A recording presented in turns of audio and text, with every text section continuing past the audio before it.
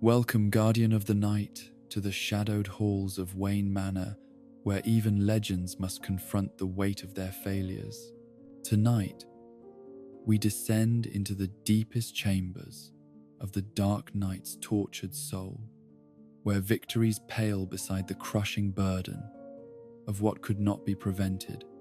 what should have been saved, what was lost to darkness despite his greatest efforts. In the quiet of Gotham's restless sleep, let us explore the failures that define Batman as much as his triumphs, the moments that transformed a man into a myth haunted by his own limitations. Close your eyes, protector of dreams, and witness the shadows that even Batman cannot escape. In the deepest chambers of memory, where childhood innocence meets the brutal realities of an uncaring world, there exists a moment so profound in its tragedy that it becomes the wellspring from which all future sorrows flow. This is the origin of Batman's eternal war against failure, the primal wound that transformed a carefree boy into a man haunted by the desperate need to prevent others from experiencing the helplessness he knew in one terrible night outside a Gotham City theater. The death of Thomas and Martha Wayne was not merely the loss of two lives, but the murder of possibility itself, the violent end of a future that could have been filled with love, laughter, and the simple joys of family life. Young Bruce Wayne had known only privilege and protection in his 8 years of existence, surrounded by the warmth of parents who loved him unconditionally, and the security of wealth that seemed to promise endless possibilities for happiness and achievement. The boy who would become Batman was bright and curious, displaying already the keen intellect and strong moral sense that would later define his crusade against injustice. Yet these qualities were tempered by the innocence and trust that mark childhood at its best. On that fateful evening, the Wayne family had attended a performance at the Monarch Theatre, enjoying together the kind of simple pleasure that forms the foundation of family bonds and cherished memories. The film they watched was a swashbuckling adventure that captured young Bruce's imagination, filling his mind with images of heroes who fought against impossible odds to protect those who could not protect themselves. The irony of this inspiration would not become apparent until years later, when the traumatized child would transform those fictional heroics into a very real and very dangerous mission. The decision to walk through Crime Alley rather than wait for their limousine was born from the kind of spontaneous family moment that creates lasting memories. Thomas Wayne's desire to show his son a different part of their city, while Martha smiled at her husband's impromptu geography lesson. The alley that would give the Dark Knight his most enduring nickname was, in those moments before tragedy struck, simply another Gotham street where a father could teach his child about the complexity of urban life and the importance of understanding all aspects of their community. The appearance of the desperate criminal who would destroy the Wayne family forever was as random and senseless as most real violence, lacking the elaborate planning and symbolic meaning that Bruce would later attribute to criminal acts in his obsessive search for patterns and preventable causes.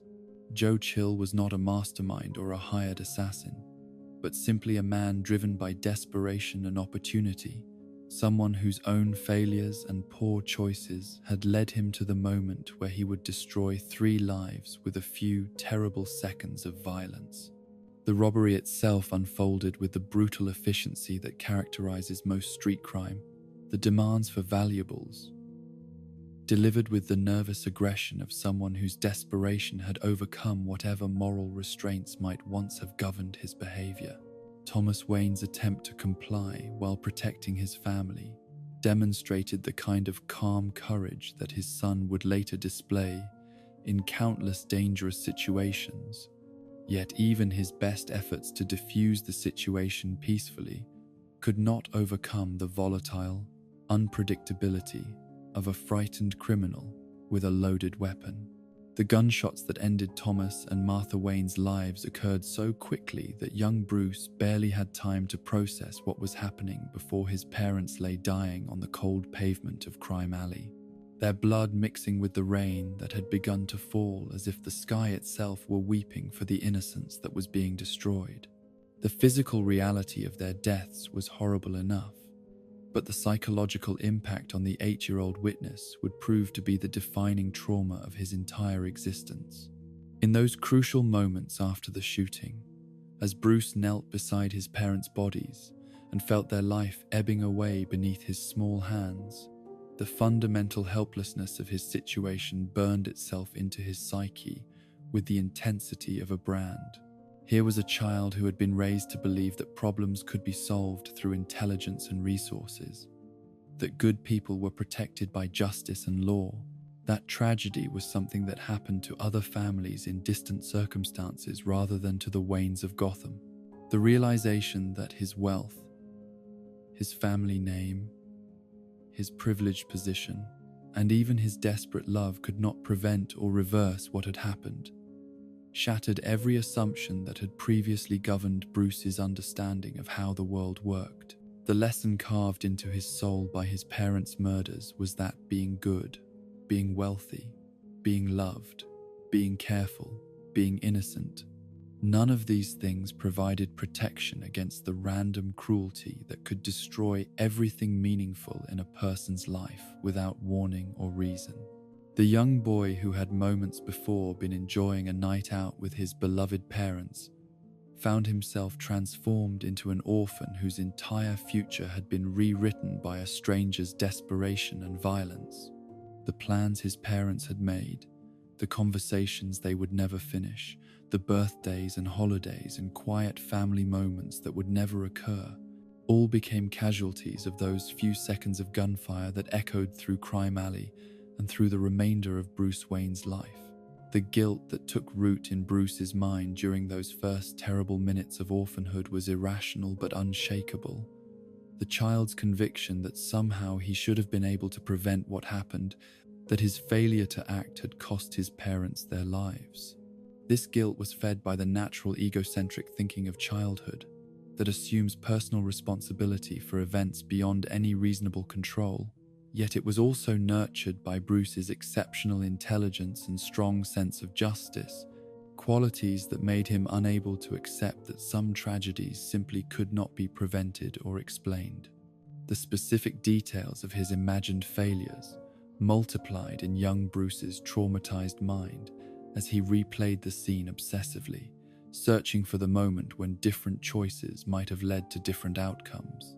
If he had not been frightened by the bats in the theater and asked to leave early,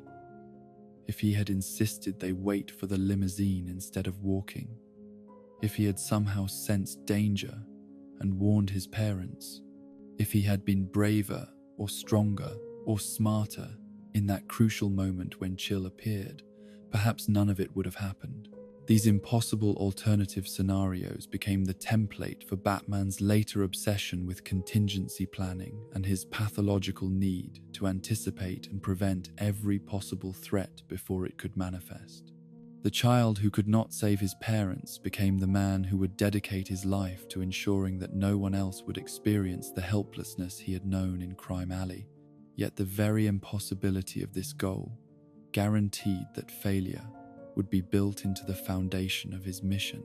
The aftermath of the murders revealed additional layers of failure that compounded young Bruce's trauma and shaped his future understanding of how systems and institutions could fail those who needed them most. The police investigation was hampered by the random nature of the crime and the lack of witnesses beyond a traumatized child whose testimony was confused and fragmented. Joe Chill disappeared into Gotham's criminal underworld, protected by the very corruption and indifference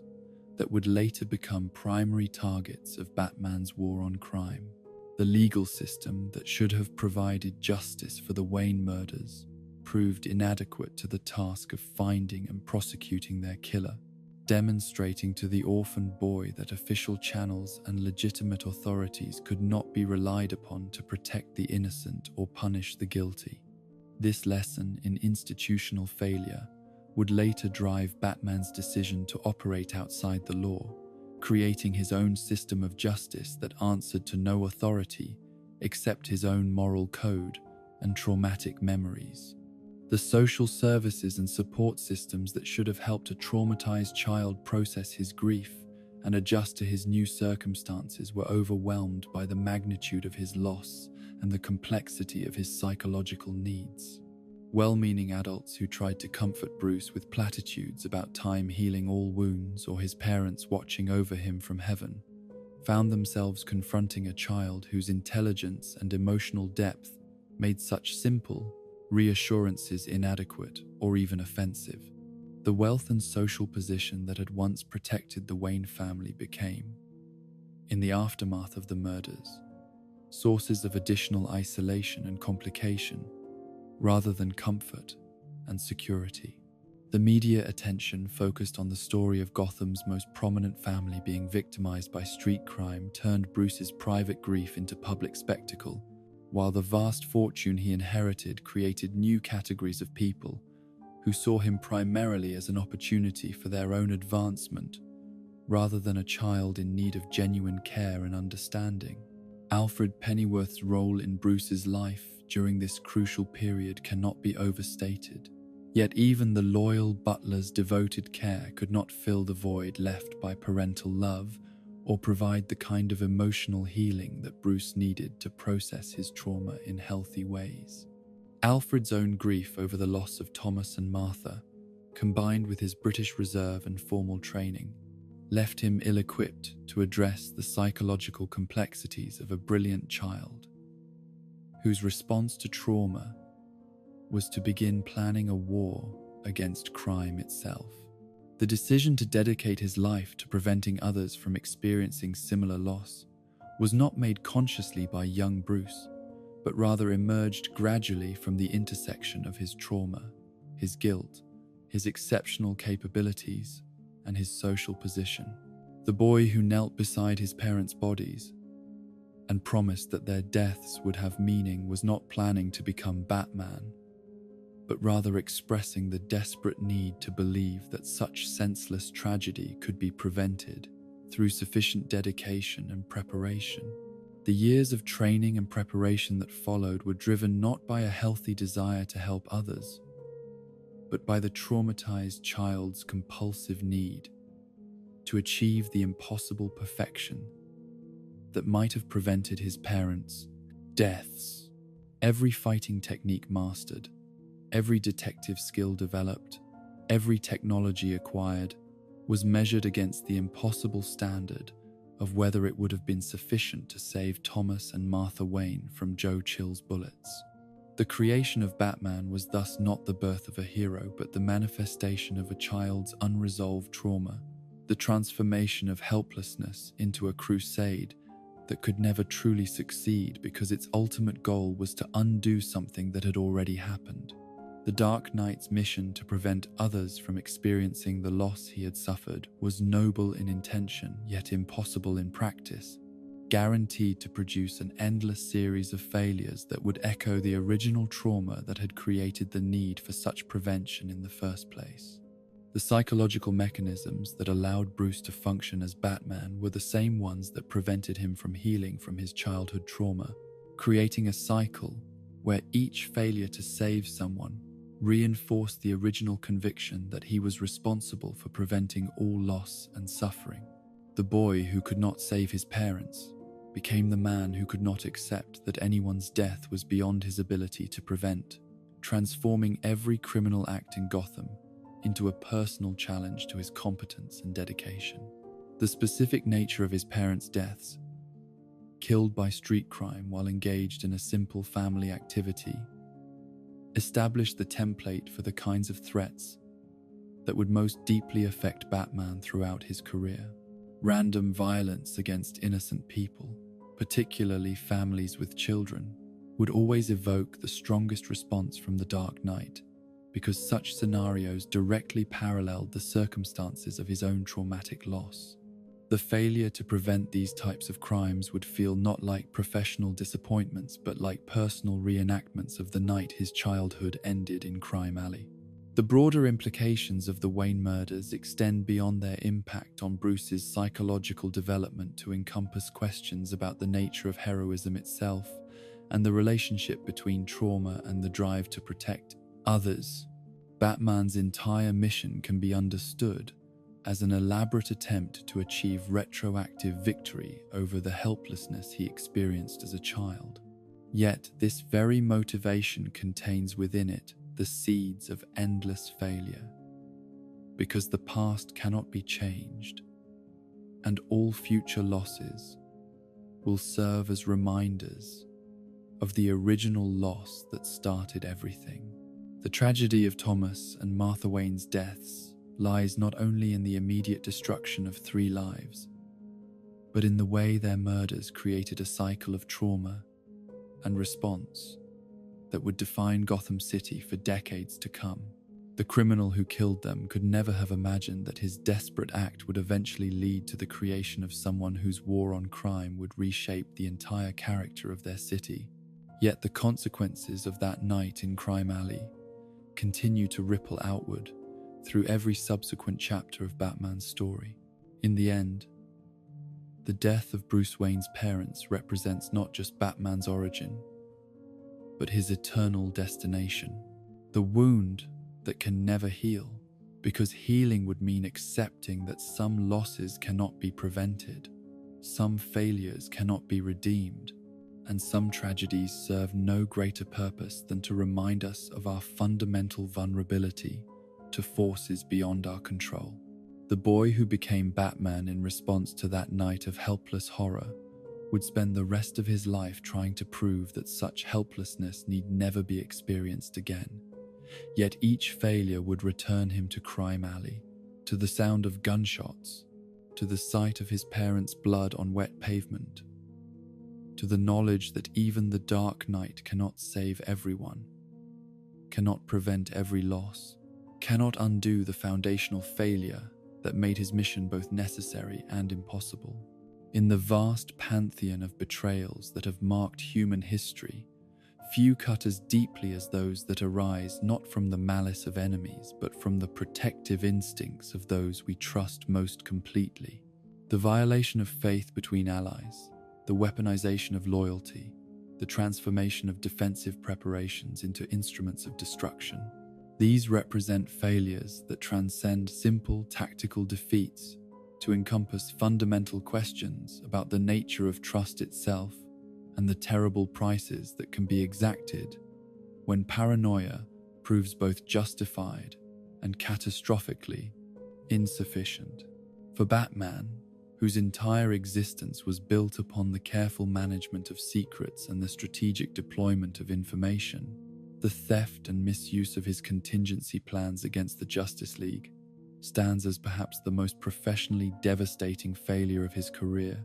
a betrayal that revealed the inadequacy of even his most careful preparations while simultaneously destroying relationships that had taken years to build and maintain. The origins of Batman's contingency plans lay not in malice or megalomania, but in the rational application of strategic thinking to the unprecedented challenges posed by the existence of godlike beings operating under the banner of heroism. The Justice League represented something entirely new in human experience, a collection of individuals whose combined power could reshape continents, alter the fundamental laws of physics, and make decisions that affected the fate of entire civilizations. The very qualities that made them humanity's greatest protectors also made them potentially its greatest threat, should circumstances ever cause them to turn against those they had sworn to defend. Batman's unique position within this pantheon of power was both his greatest strength and his most profound vulnerability, for he alone among the League's founding members possessed no superhuman abilities that might allow him to survive should his colleagues ever decide that his continued existence was incompatible with their goals or methods. His intelligence and resources were formidable but ultimately finite, while theirs were limited only by the physical laws that governed their particular forms of enhancement. The asymmetry of this relationship created a strategic imperative that Bruce Wayne's analytical mind could not ignore, regardless of his personal feelings toward individuals he genuinely considered friends and trusted allies. The development of neutralization protocols for each League member was conducted with the same methodical precision that characterized all of Batman's preparations, combining detailed psychological analysis with exhaustive research into the specific vulnerabilities and limitations that governed their abilities. These were not crude assassination plots, but sophisticated strategic assessments that sought to identify the most efficient methods for containing or disabling each individual, should circumstances ever require such extreme measures. The plans reflected not hatred or fear, but the cold logic of someone who understood that even the best intentions could be corrupted by external influence or internal breakdown. For Superman, the plan exploited his vulnerability to synthetic kryptonite delivered through a seemingly innocent gift, taking advantage of his trust in Batman's judgment and his willingness to accept presents from someone he considered a close friend. The psychological cruelty of this approach lay not in its physical effects, but in its betrayal of the personal relationship between the two heroes, using Superman's affection for Bruce Wayne as a weapon against the last son of Krypton. The plan's elegance was matched only by its emotional brutality, designed to incapacitate the target while simultaneously destroying his faith in human friendship and alliance. Wonder Woman's neutralization required the construction of an elaborate virtual reality scenario that trapped her consciousness within a perpetual battle against an opponent she could never defeat, exploiting her warrior's instincts and sense of duty to create a psychological prison from which escape would require abandoning the very principles that defined her identity. The plan revealed Batman's deep understanding of what motivated his Amazonian ally, while also demonstrating his willingness to use those noble motivations against her, turning her greatest strengths into instruments of her own containment. The Flash's incredible speed was countered through the introduction of a virus that caused his perceptions to accelerate beyond his ability to control, effectively trapping him in a subjective time stream where seconds became hours, and his superhuman reflexes became sources of disorientation rather than advantage. The plan's sophistication lay in its recognition that Barry Allen's powers were as much a matter of mental processing as physical capability, creating a method of neutralization that required no external restraints or exotic technologies. Green Lantern's will-based abilities were targeted through a post-hypnotic suggestion that caused him to experience temporary blindness whenever he attempted to use his power ring, exploiting the visual nature of his constructs while also attacking the confidence and certainty that fueled his effectiveness as a lantern.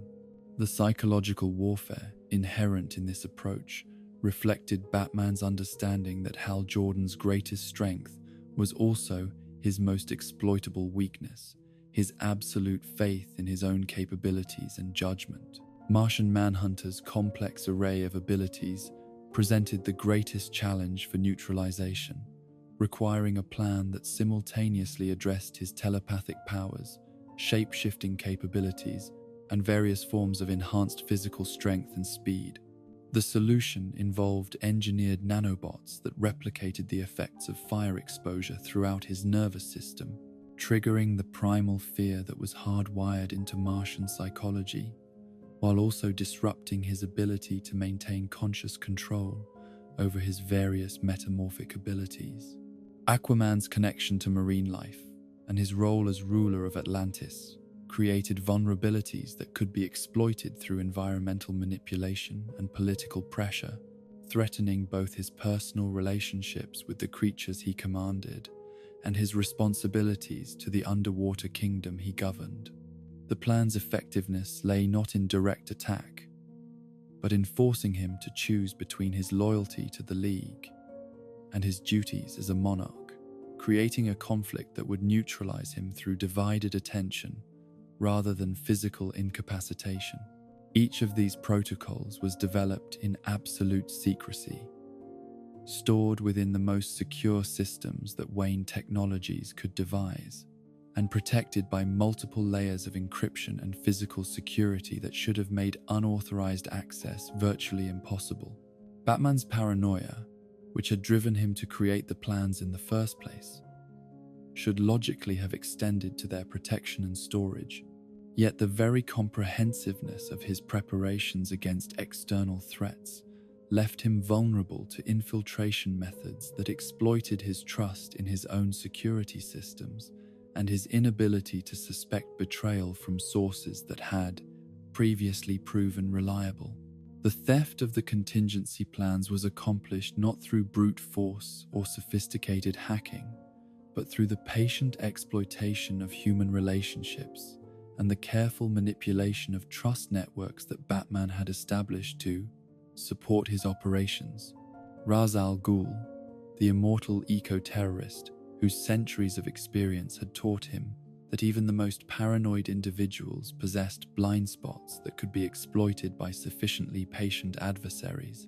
orchestrated a campaign of infiltration that played upon Batman's own strengths against him. The Demon's Head understood that Batman's greatest weakness was not his lack of superpowers, but his need to maintain normal human relationships and operational networks that could support his mission while providing him with the intelligence and resources necessary for effective crime fighting. These networks, however carefully constructed and monitored, inevitably included individuals whose loyalty could be purchased, whose fears could be exploited, or whose loved ones could be threatened in ways that would compromise their reliability without their conscious knowledge or cooperation.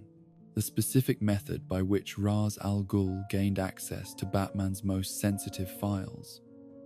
remains shrouded in the careful ambiguity that characterizes the most successful intelligence operations. Yet the results of this infiltration were devastatingly clear in their implications and consequences. The League of Assassins leader did not merely steal Batman's contingency plans, but enhanced and modified them, adding elements that transformed defensive protocols into offensive weapons, while maintaining the sophisticated psychological manipulation that made them effective against their intended targets. The implementation of Batman's own strategies against the Justice League proceeded with the methodical precision that characterized all of Ra's al Ghul's operations. Yet the psychological impact on the victims was amplified by their knowledge that these attacks were based on intimate understanding of their personalities, relationships, and vulnerabilities. The betrayal they experienced was not merely tactical but deeply personal, rooted in the realization that someone they had trusted with their lives had compiled detailed assessments of how to destroy them most efficiently and effectively. Superman's experience of kryptonite poisoning delivered through what appeared to be a gift from Batman created not only physical agony, but profound emotional trauma that called into question every aspect of their friendship and professional relationship. The synthetic nature of the kryptonite made the attack even more disturbing because it demonstrated that Batman had not merely acquired existing weapons, but had invested time and resources in developing new methods of causing harm to Belosing, someone he claimed to consider a friend and ally. Wonder Woman's entrapment within the virtual reality combat scenario forced her to confront the possibility that her warrior's code and dedication to justice could be used against her, transforming her greatest virtues into sources of suffering and confinement. The psychological sophistication of the trap revealed an understanding of her character that could only have come from close observation and analysis, making the attack feel like a violation of trust that extended beyond professional betrayal to encompass personal intimacy. The Flash's temporal imprisonment within his own accelerated perceptions created a form of torture that was uniquely cruel because it exploited his desire to help others, trapping him in a subjective time stream where he could observe disasters unfolding but was powerless to intervene effectively. The plan's elegance lay in its recognition that Barry Allen's greatest fear was not personal harm, but the inability to use his abilities to protect innocent people when they needed his help most. Green Lantern's induced blindness struck at the core of his identity as someone whose will and imagination were made manifest through visual constructs, rendering him effectively powerless, while also attacking his confidence in his own abilities and judgment. The psychological warfare inherent in this approach reflected a deep understanding of how Hal Jordan's personality and powers were intertwined, creating a method of neutralization that was as emotionally devastating as it was tactically effective. Martian Manhunter's experience of artificial fire trauma triggered responses that bypassed his conscious mind to attack the deepest levels of his species' evolutionary psychology, creating panic and disorientation that prevented him from accessing the full range of abilities that made him one of the League's most versatile members. The attack's effectiveness lay not merely in its physical effects, but in its exploitation of fears that were literally hardwired into his genetic structure. Aquaman's forced choice between League loyalty and royal duty created a conflict that could not be resolved through combat or negotiation, but required him to abandon one set of responsibilities in favor of another, demonstrating how Batman's plans were designed not merely to incapacitate, but to create psychological and moral dilemmas that would persist long after any physical effects had been resolved. The collective impact of these simultaneous attacks on the Justice League was amplified by the members' knowledge that their suffering was based on intelligence that could only have been gathered by someone who had observed them closely, studied their methods and personalities, and invested considerable time and effort in understanding exactly how to hurt them most effectively. The realization that Batman had compiled such detailed assessments of their weaknesses while maintaining the facade of friendship and alliance created wounds that extended far beyond any tactical defeat. The aftermath of Ra's al Ghul's assault revealed the full scope of Batman's failure, not merely in allowing his plans to be stolen, but in creating them in the first place without consulting the people whose lives and careers would be affected by their implementation. The Justice League's response to learning about the contingency plans was shaped not only by their anger at being attacked, but by their sense of betrayal at discovering that someone they had trusted had been planning methods to defeat them, while giving no indication of his preparations or his reasoning. The debate that followed within the League's ranks revealed fundamental philosophical differences about the nature of trust, preparation, and mutual responsibility that had been hidden beneath the surface of their professional relationships. Some members, led by Superman, were willing to acknowledge the logical necessity of contingency planning, while condemning the secretive manner in which Batman had developed and stored his protocols. Others, particularly those whose plans had exploited deeply personal vulnerabilities or traumatic experiences, found it impossible to forgive what they saw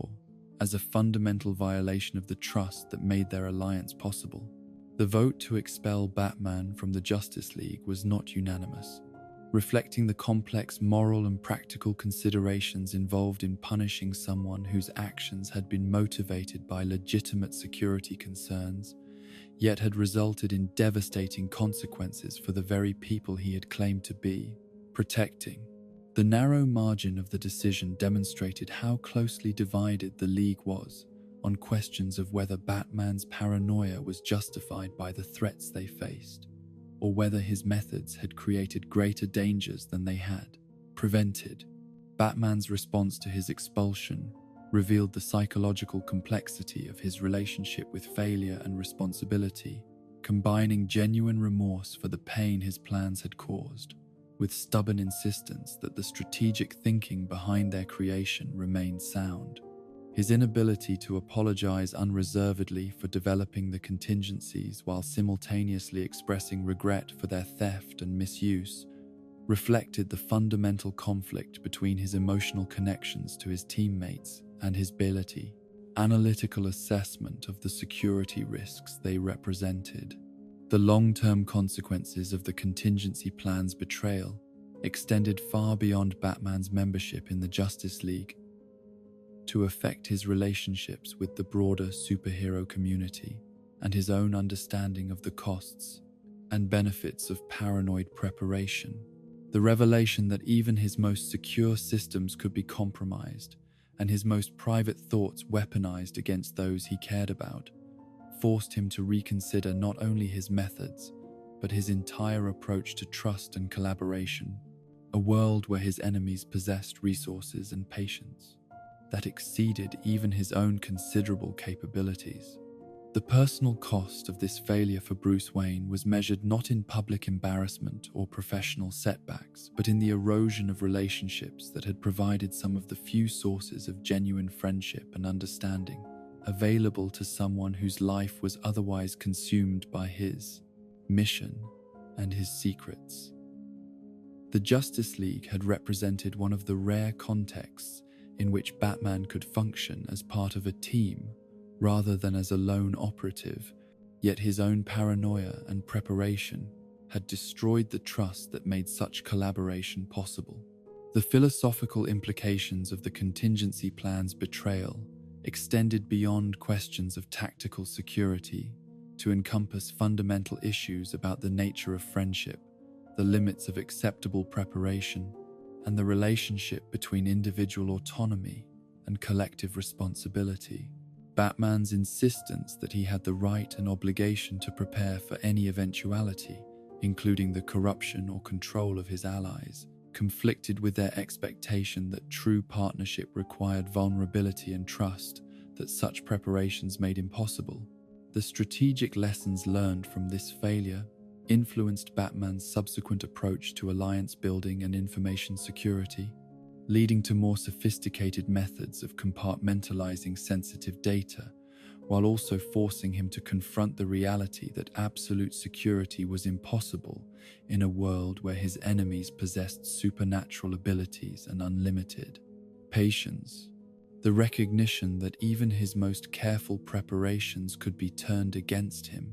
created new categories of vulnerability that required different types of planning and protection. In the broader context of Batman's career, the contingency plan's betrayal stands as a unique failure because it resulted not from inadequate preparation or insufficient resources, but from the very thoroughness and effectiveness of his strategic thinking. The plans that were stolen and used against the Justice League were examples of Batman at his most analytically brilliant,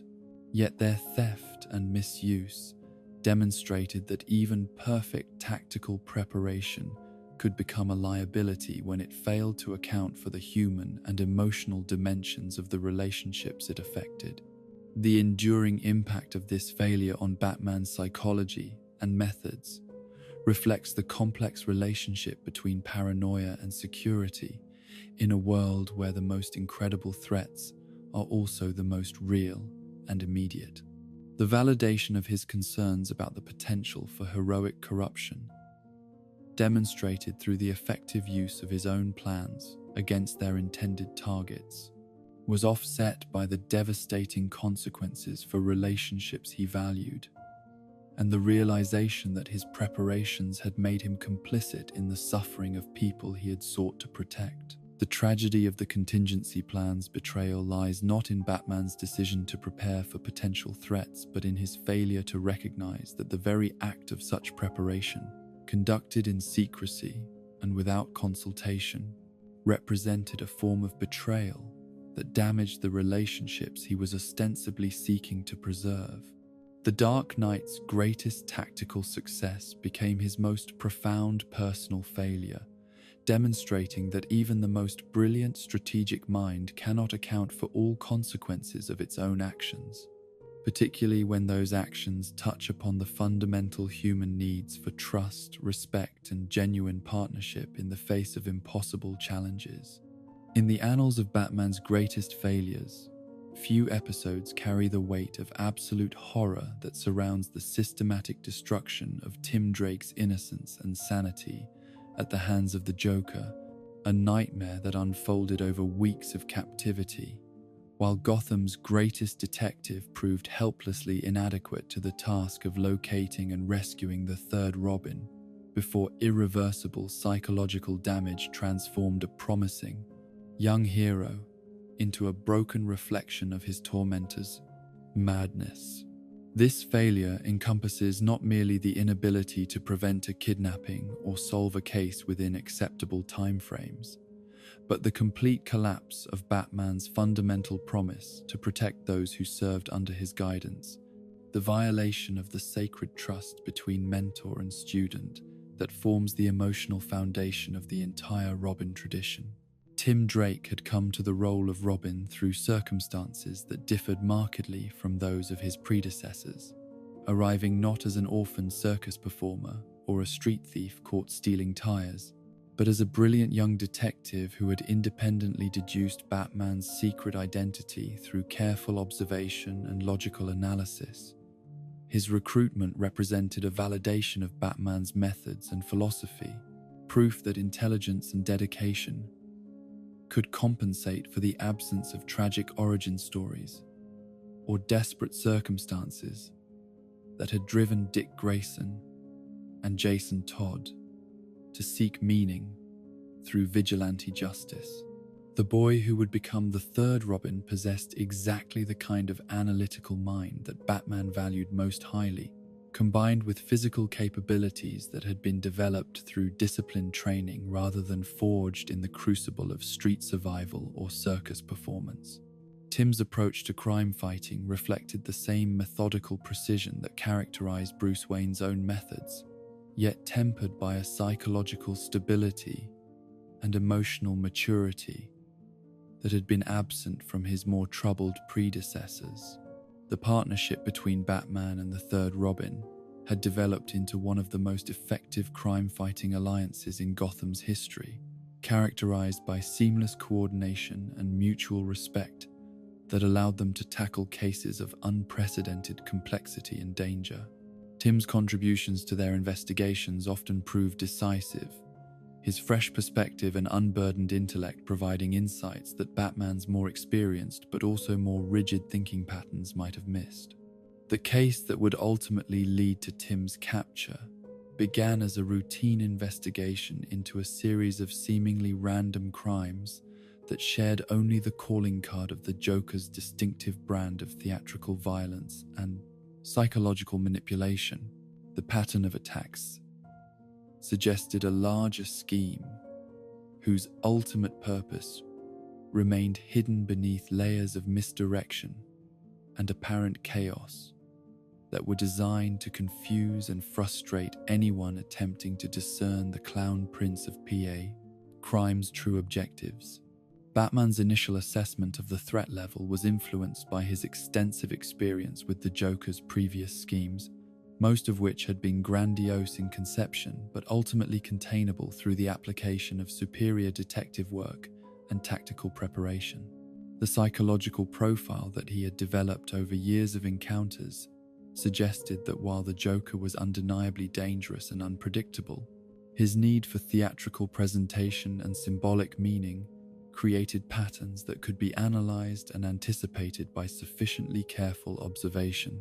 The decision to allow Tim to participate actively in the investigation reflected Batman's confidence in his partner's abilities and his assessment that the apparent randomness of the Joker's recent activities suggested a scheme that was still in its preliminary stages, unlikely to pose immediate physical danger to someone with Robin's training and experience. This evaluation would prove to be catastrophically incorrect, based on outdated assumptions about the Joker's methods and an underestimation of the Clown Prince's capacity for evolving his approach to psychological warfare. The kidnapping itself occurred during what should have been a routine surveillance operation. Tim's capture, accomplished through methods that bypassed all of Batman's standard security protocols and contingency plans by exploiting the very trust and communication systems that were designed to keep his partners safe during field operations. The Joker's knowledge of Batman's procedures and Tim's specific role in the investigation suggested a level of preparation and intelligence gathering that exceeded his typical modus operandi. The initial hours following Tim's disappearance were marked by Batman's confident expectation that standard search and rescue procedures would quickly locate the missing Robin and neutralize whatever trap the Joker had prepared for his captive. The Dark Knight's systematic approach to investigating kidnapping cases had proven effective in numerous previous situations. Combining technological surveillance with human intelligence networks and logical analysis of criminal psychology to narrow the search parameters rapidly. As hours turned to days without significant progress in locating Tim, Batman's confidence began to erode under the weight of mounting evidence that this particular scheme was unlike anything the Joker had attempted previously. The absence of taunting messages, theatrical displays, or demands for ransom suggested that the kidnapping was not intended as a challenge to Batman's detective skills, but rather as the opening phase of a more complex and sinister plan, whose ultimate objectives remained hidden. The psychological pressure that Batman experienced during the extended search for Tim was amplified by his awareness that every passing hour increased the likelihood of permanent damage to his partner's mental and physical health. The Joker's reputation for psychological torture was well established, yet the complete absence of communication from the kidnapper made it impossible to assess the specific nature of the threat or to develop targeted strategies for minimizing harm to the victim. The investigation's lack of progress, despite Batman's deployment of every available resource and technique, began to generate the kind of frustrated desperation that compromised analytical thinking and led to increasingly desperate measures that violated standard procedures and safety protocols. The Dark Knight's usual methodical approach gave way to frantic searches of obvious locations and confrontations with known associates that yielded no useful intelligence but served to alert the criminal underworld that Batman was operating under extreme emotional pressure. The irony of the situation became apparent only in retrospect, when the eventual discovery of Tim's location revealed that the Joker had been holding his captive in Arkham Asylum itself, the one location that should have been among the first searched, but had been dismissed as too obvious and too secure to serve as a hiding place for someone conducting illegal activities. The Clown Prince's ability to operate undetected within the walls of Gotham's premier psychiatric facility demonstrated a level of institutional corruption and security failure that exceeded even Batman's pessimistic assessments of the city's official systems. During the weeks of Tim's captivity, the systematic program of psychological and physical torture that the Joker implemented represented the culmination of years of study into the specific vulnerabilities and breaking points that characterized young minds under extreme stress. The techniques employed went far beyond simple infliction of pain to encompass sophisticated methods of identity, destruction, and behavioral modification that had been designed specifically to transform Batman's partner into a twisted reflection of his captor's madness. The process of breaking Tim Drake's psychological defenses began with isolation and disorientation designed to sever his connection to his previous identity and support systems, making him increasingly dependent upon his captor for basic human interaction and validation. The carefully controlled environment eliminated all reference points that might have allowed him to maintain his sense of self or connection to the mission and values that had previously defined his existence. The introduction of mind-altering drugs into Tim's system served multiple purposes within the Joker's overall scheme, simultaneously making the young hero more susceptible to psychological manipulation, while also creating artificial states of euphoria and despair that could be associated with specific behaviors and responses. The chemical component of his torture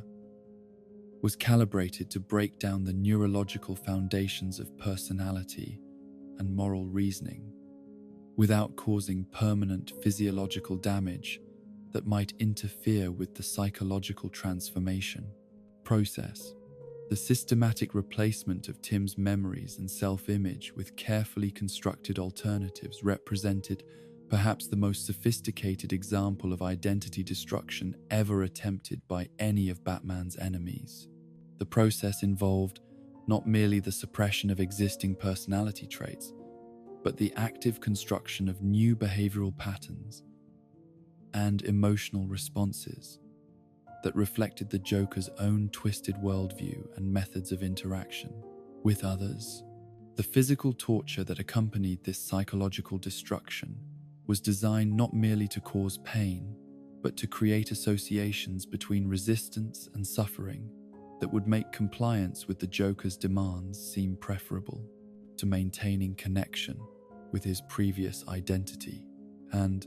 values. The combination of physical and psychological pressure created a feedback loop that accelerated the breakdown of Tim's psychological defenses, while also making the process of transformation seem like a form of relief rather than additional victimization.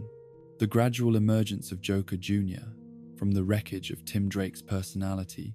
represented the successful completion of the most ambitious and horrific scheme that the Clown Prince of Crime had ever attempted.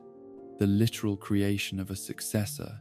who embodied not merely his methods, but his fundamental approach to existence and relationships with others.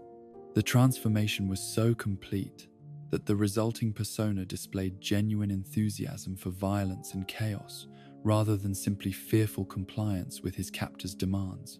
The costume and appearance that the Joker created for his protégé served as both practical disguise and psychological reinforcement, the miniature version of his own iconic outfit, providing constant visual reminders of the new identity that had been imposed upon the former Robin, while also serving as a form of mockery directed at Batman's entire approach to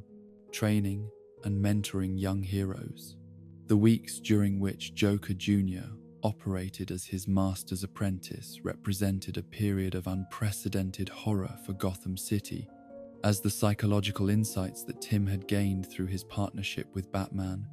were perverted into tools for identifying and exploiting the vulnerabilities of innocent victims. The knowledge of police procedures, criminal psychology, and tactical planning that had made him an effective hero became weapons in the hands of someone whose moral framework had been entirely reconstructed around principles of chaos and cruelty. Batman's eventual discovery of Tim's location came too late to prevent the psychological transformation, but still in time to witness its horrific completion. Arriving at Arkham Asylum to find that his missing partner had become everything he had sworn to protect him from becoming. The confrontation between Batman and Joker Jr. represented not merely a tactical challenge, but an emotional catastrophe that forced the Dark Knight to acknowledge the complete failure of his protective responsibilities. The moment when the Joker commanded his new apprentice to kill Batman served as the ultimate test of the psychological conditioning that had been imposed upon Tim Drake.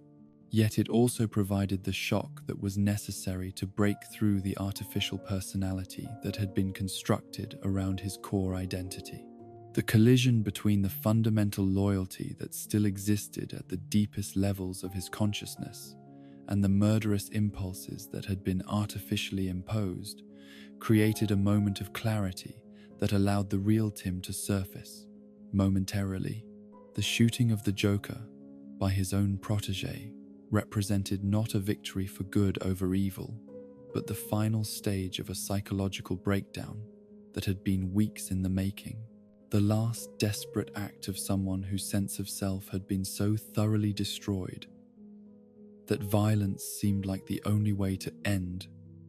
the confusion and pain that had been imposed upon him.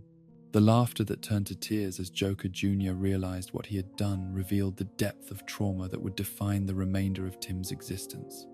The aftermath of Tim's rescue revealed the full scope of Batman's failure, not merely in his inability to prevent the kidnapping or locate his partner before permanent damage occurred, but in his complete unpreparedness for dealing with the psychological and emotional consequences of such systematic torture. The young man who returned from weeks of captivity bore little resemblance to the confident and capable hero who had been taken, his personality fractured by experiences that no training or preparation could have adequately anticipated. The medical and psychiatric treatment that followed Tim's rescue provided some relief from the most severe symptoms of his trauma, but could not undo the fundamental changes that had been wrought in his personality and worldview. The drugs and psychological conditioning had created neural pathways and behavioral patterns that would influence his responses and decision-making for the remainder of his life, making it impossible to simply return to his previous role and responsibilities. The decision to retire from active crime fighting was not imposed upon Tim by Batman or other authority figures, but emerged from his own recognition that the experiences he had endured had made him unsuitable for the kind of work that required split-second decision-making and absolute trust in one's own judgment and moral compass. The person who had once approached vigilante justice with enthusiasm and confidence now found himself questioning every impulse and doubting every assessment of right and wrong.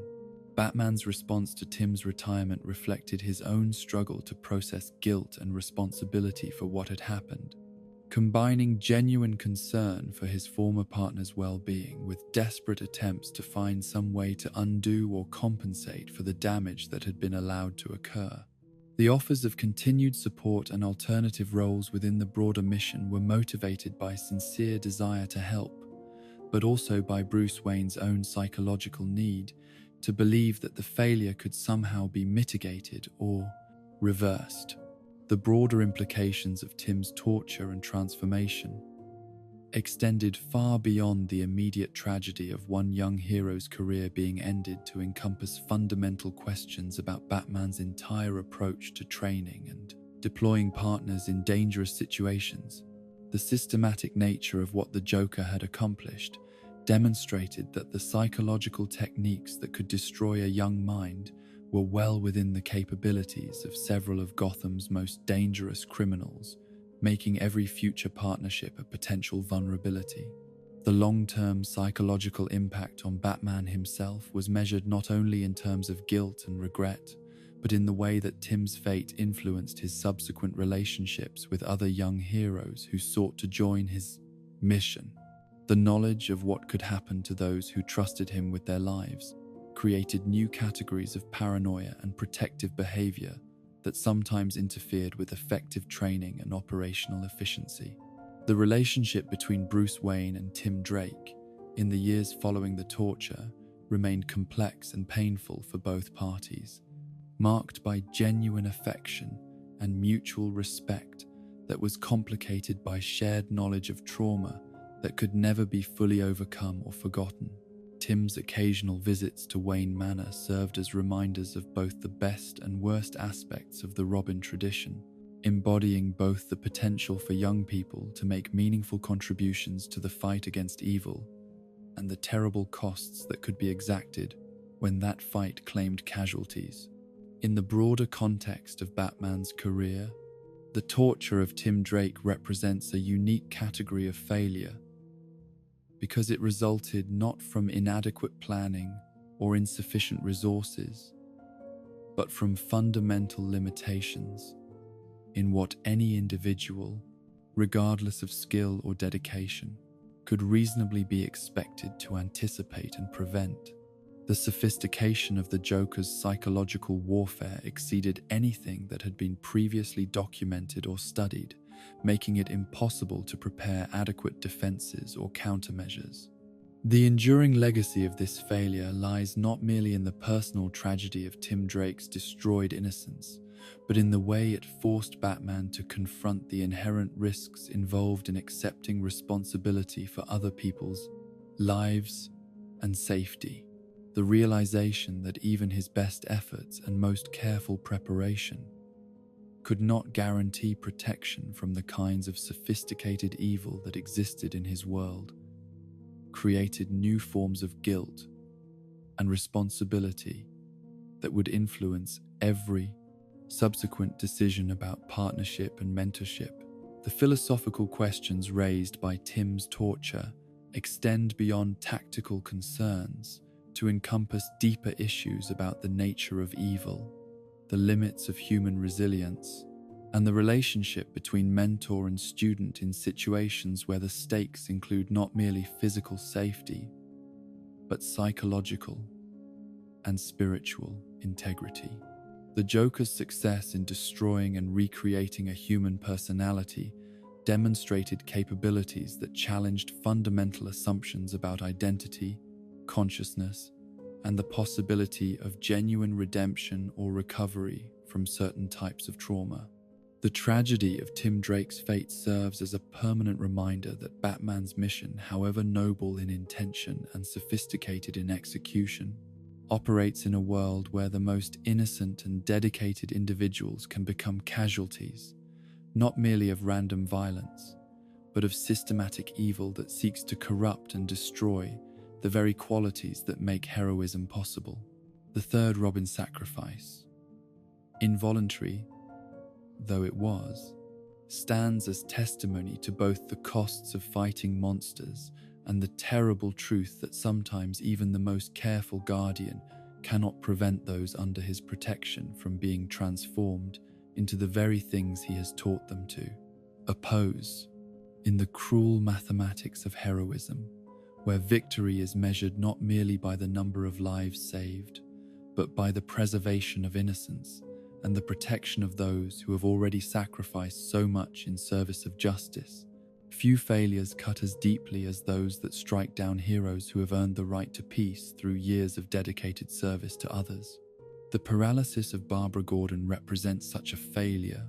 a devastating reminder that retirement from active duty provides no sanctuary from the vengeance of enemies who view former adversaries not as individuals deserving of civilian safety,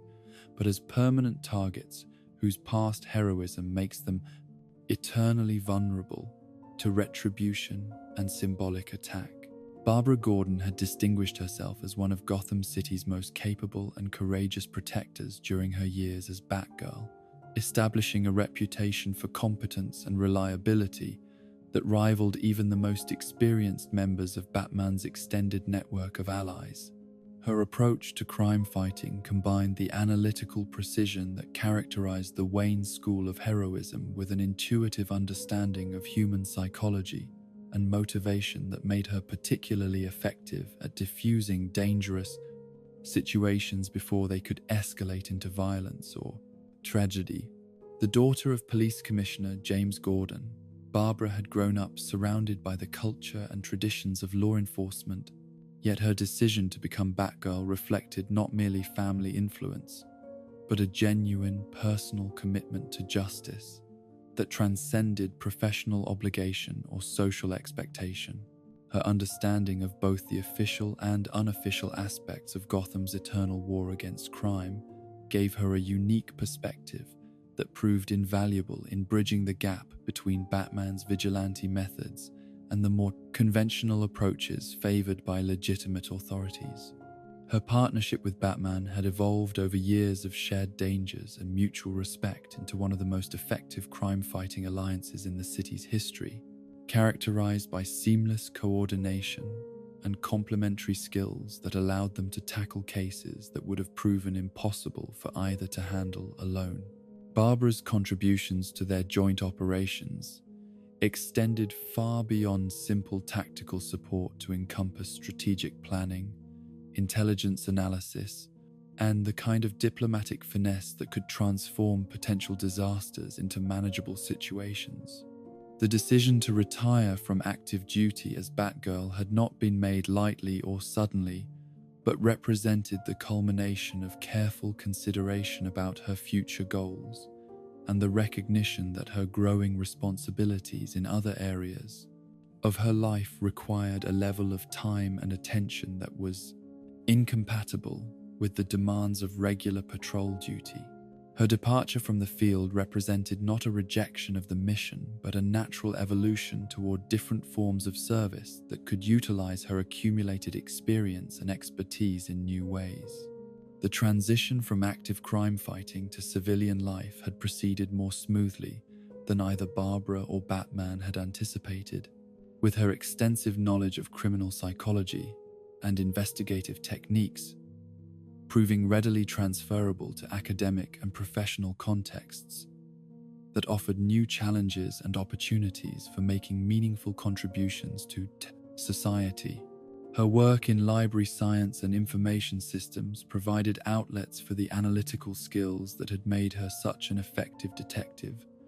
while also allowing her to maintain connections to the law enforcement community through consulting and advisory roles. The evening that would forever change Barbara Gordon's life began as an ordinary night in a Gotham City apartment where a young woman was enjoying the simple pleasures of civilian existence, reading a book while the sounds of the city provided a familiar backdrop to domestic tranquility. The retirement that had seemed so natural and appropriate now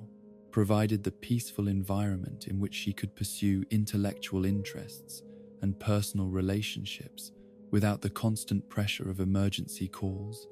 life-threatening situations. The knock at her door carried no particular significance or sense of foreboding, merely the routine interruption of someone seeking directions or information that characterized urban apartment living. Barbara's response to the unexpected visitor reflected the natural courtesy and helpfulness that had always characterized her interactions with ordinary citizens, the same impulse to assist others that had originally motivated her decision to become a costumed hero in service of her community. The appearance of the Joker on her doorstep transformed what should have been a minor inconvenience into a moment of absolute horror, as the Clown Prince of Crime's presence in her building made it immediately clear that her retirement from active duty had provided no protection from enemies who viewed former adversaries as permanent targets for revenge and symbolic violence. The realization that her civilian identity and location had been compromised struck her with the force of a physical blow, shattering the illusion of safety that retirement was supposed to provide. The Joker's knowledge of her true identity and residential address revealed a level of intelligence gathering and preparation that exceeded his typical approach to random violence, suggesting that this attack had been planned specifically to target someone whose connection to Batman made her a valuable symbol in whatever larger scheme was motivating his actions. The systematic nature of his preparation made it clear that Barbara was not simply a convenient victim, but a carefully chosen target whose specific relationship to Gotham's premier crime fighter was essential to his purposes. The shooting that left Barbara paralyzed from the waist down was accomplished with the casual brutality that characterized all of the Joker's violence, yet the specific targeting of her spine suggested a deliberate choice to inflict permanent disability rather than immediate death. The precision of the attack demonstrated both his knowledge of human anatomy and his desire to create suffering that would extend far beyond the immediate moment, transforming his victim into a permanent reminder of her own vulnerability and his power to destroy lives with surgical efficiency. The physical trauma of the gunshot wound was compounded by the psychological horror of being rendered helpless in the presence of someone whose reputation for creative cruelty made it impossible to predict what additional suffering might be inflicted before the attack was completed. The paralysis that immediately followed the shooting created a new category of vulnerability that Barbara had never experienced, transforming her from someone capable of defending herself and others into a victim entirely dependent upon her attacker's whims and motivations. The Joker's revelation that the attack on Barbara was merely the opening phase of a more elaborate scheme designed to torment her father added layers of horror and helplessness to her situation, as she was forced to contemplate not only her own suffering, but the additional pain that would be inflicted upon someone she loved as a direct consequence of her own victimization. The knowledge that Commissioner Gordon would be subjected to psychological torture specifically because of his relationship to her created guilt and anguish that exceeded even the physical pain of her injuries. The photographs that the Joker took of Barbara's naked and wounded body served multiple purposes within his overall scheme, providing both evidence of his attack for use in tormenting her father and symbolic documentation of his power. To strip away the dignity and autonomy of someone who had once challenged his authority through heroic action. The violation of privacy and dignity that these images represented added elements of humiliation and degradation to trauma that was already overwhelming in its scope and intensity. The transportation of Barbara to the abandoned amusement park, where the Joker intended to conduct the main phase of his psychological warfare against Commissioner Gordon, transformed her from victim to unwilling prop in a grotesque, theatrical performance designed to prove philosophical points about the nature of sanity and moral resilience. Her presence at the site served not only as evidence of the Joker's power, but as a constant reminder to her father of what could happen to those he loved if he failed to respond appropriately to the challenges being presented. The systematic torture and humiliation that Commissioner Gordon endured while being forced to confront images of his daughter's suffering represented the culmination of the Joker's scheme to prove that anyone could be driven insane by sufficient trauma and loss. The use of Barbara's pain as an instrument for attacking her father's psychological stability demonstrated the calculated cruelty that characterized the Clown Prince's most sophisticated operations, transforming family love into a weapon that could be used to destroy both victims simultaneously. The failure that Barbara's paralysis represents for Batman extends far beyond his inability to predict or prevent the specific attack to encompass broader questions about the protection that the Dark Knight could reasonably be expected to provide for former allies who had returned to civilian life. The systematic nature of the Joker's preparation and his knowledge of Barbara's identity and location suggested security breaches that went beyond simple bad luck to indicate fundamental vulnerabilities in the systems designed to protect retired heroes from ongoing retaliation. Batman's response to the discovery of Barbara's condition revealed the depth of his guilt and sense of personal responsibility for what had happened, combining genuine anguish over her suffering with desperate attempts to find some way to reverse or compensate for the permanent damage that his failure to protect her had allowed to occur. The knowledge that someone who had served loyally and effectively under his guidance had been targeted specifically because of that service created new categories of responsibility and obligation that would influence all his subsequent relationships with allies and partners. The investigation that followed the attack revealed the sophisticated planning and intelligence gathering that had made the Joker's scheme possible, demonstrating capabilities that exceeded his typical approach to random violence, and suggested the involvement of resources and assistance that had not been anticipated or countered by existing security measures. The failure to detect and prevent such extensive preparation represented a breakdown in surveillance and threat assessment that had implications extending far beyond this single incident. The medical treatment that followed Barbara's rescue provided some hope for partial recovery and rehabilitation, but could not restore the full mobility and physical capability that had been essential to her identity as a crime fighter and her sense of personal autonomy and independence. The permanent nature of her paralysis created new challenges and limitations that would require fundamental adjustments to her lifestyle, career plans, and self-image that went far beyond simple physical adaptation. The psychological counseling and support that accompanied Barbara's medical treatment addressed not only the trauma of the attack itself, but the complex emotional responses to sudden disability and the loss of capabilities that had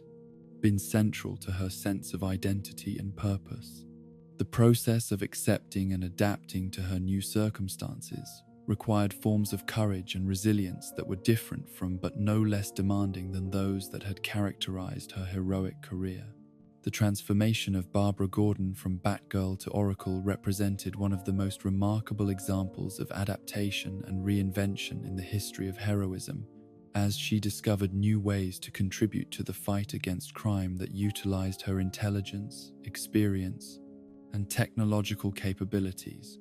while working within the limitations imposed by her physical condition. Her development of information systems and communication networks provided invaluable support to heroes throughout Gotham and beyond, proving that meaningful service could continue,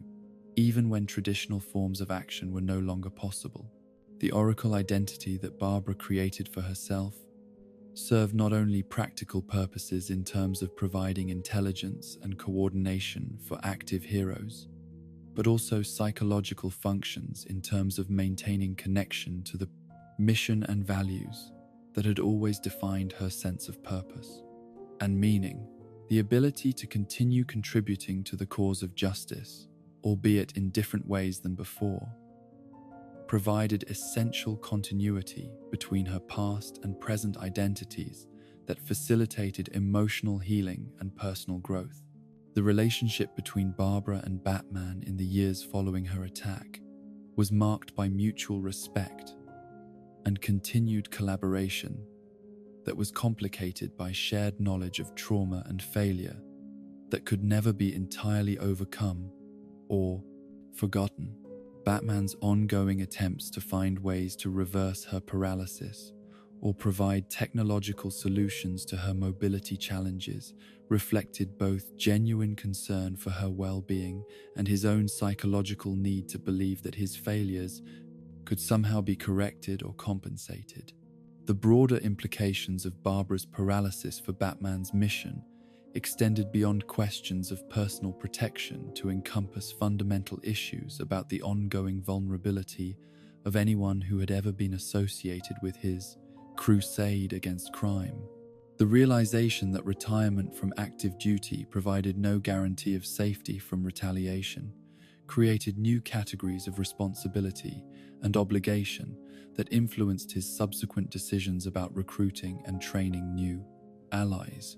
The philosophical questions raised by the Joker's attack on Barbara Gordon touched upon some of the most fundamental issues in the relationship between heroism and sacrifice,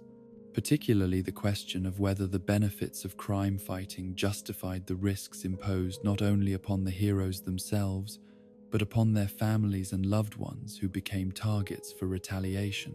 The systematic nature of the attack demonstrated that these risks extended far beyond the immediate dangers of patrol duty to encompass long-term vulnerability that could persist indefinitely.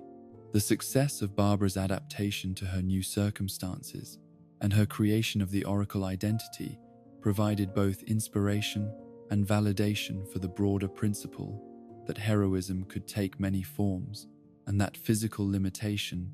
need not prevent meaningful contribution to the cause of justice. Her example demonstrated that the values and commitments that motivated heroic action were more important than the specific capabilities through which those values were expressed and implemented. The long-term impact of Barbara's paralysis on Gotham's crime-fighting community extended beyond her individual case to influence policies and procedures regarding the protection of retired heroes and their families, leading to improved security measures and support systems designed to minimize the ongoing risks faced by those who had served in dangerous roles. These changes represented attempts to learn from the failure that had allowed her attack to occur and to prevent similar tragedies from affecting other former heroes. In the context of Batman's broader career, Barbara Gordon's paralysis stands as one of the most personally devastating failures because it demonstrated that his enemy's capacity for revenge extended beyond his ability to provide protection, reaching even those who had earned the right to civilian safety through years of faithful service. The attack represented not merely a tactical defeat, but a violation of the implicit promise that heroic service would eventually lead to the peace and security that made such sacrifice meaningful. The enduring legacy of this failure lies not only in the personal tragedy of Barbara's permanent disability, but in the way it forced Batman to confront the reality that his mission created ongoing dangers for everyone associated with it, dangers that could not be eliminated through better planning or improved security, but were inherent in the nature of the war he had chosen to wage against forces that recognized no boundaries between combatants and civilians, active heroes and retired veterans. The Joker's success in permanently altering Barbara Gordon's life serves as a constant reminder that evil's capacity for causing lasting harm sometimes exceeds good's ability to prevent or reverse such damage, that even the most dedicated and capable protector cannot shield everyone under his care from the consequences of his enemy's malice and creativity. The paralysis that ended her career as Batgirl but began her service as Oracle demonstrates both the terrible costs of heroism and the remarkable resilience that can transform even devastating loss into new forms of strength and contribution to the eternal struggle between light and darkness. In the cruel arithmetic of loss that governs the Dark Knight's eternal vigil, no failure weighs more heavily upon his conscience than the death of Jason Todd, the second Robin, whose brutal murder at the hands of the Joker represents not merely the loss of a young life, but the complete collapse of Batman's fundamental promise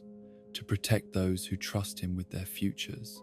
their dreams, and ultimately their very existence.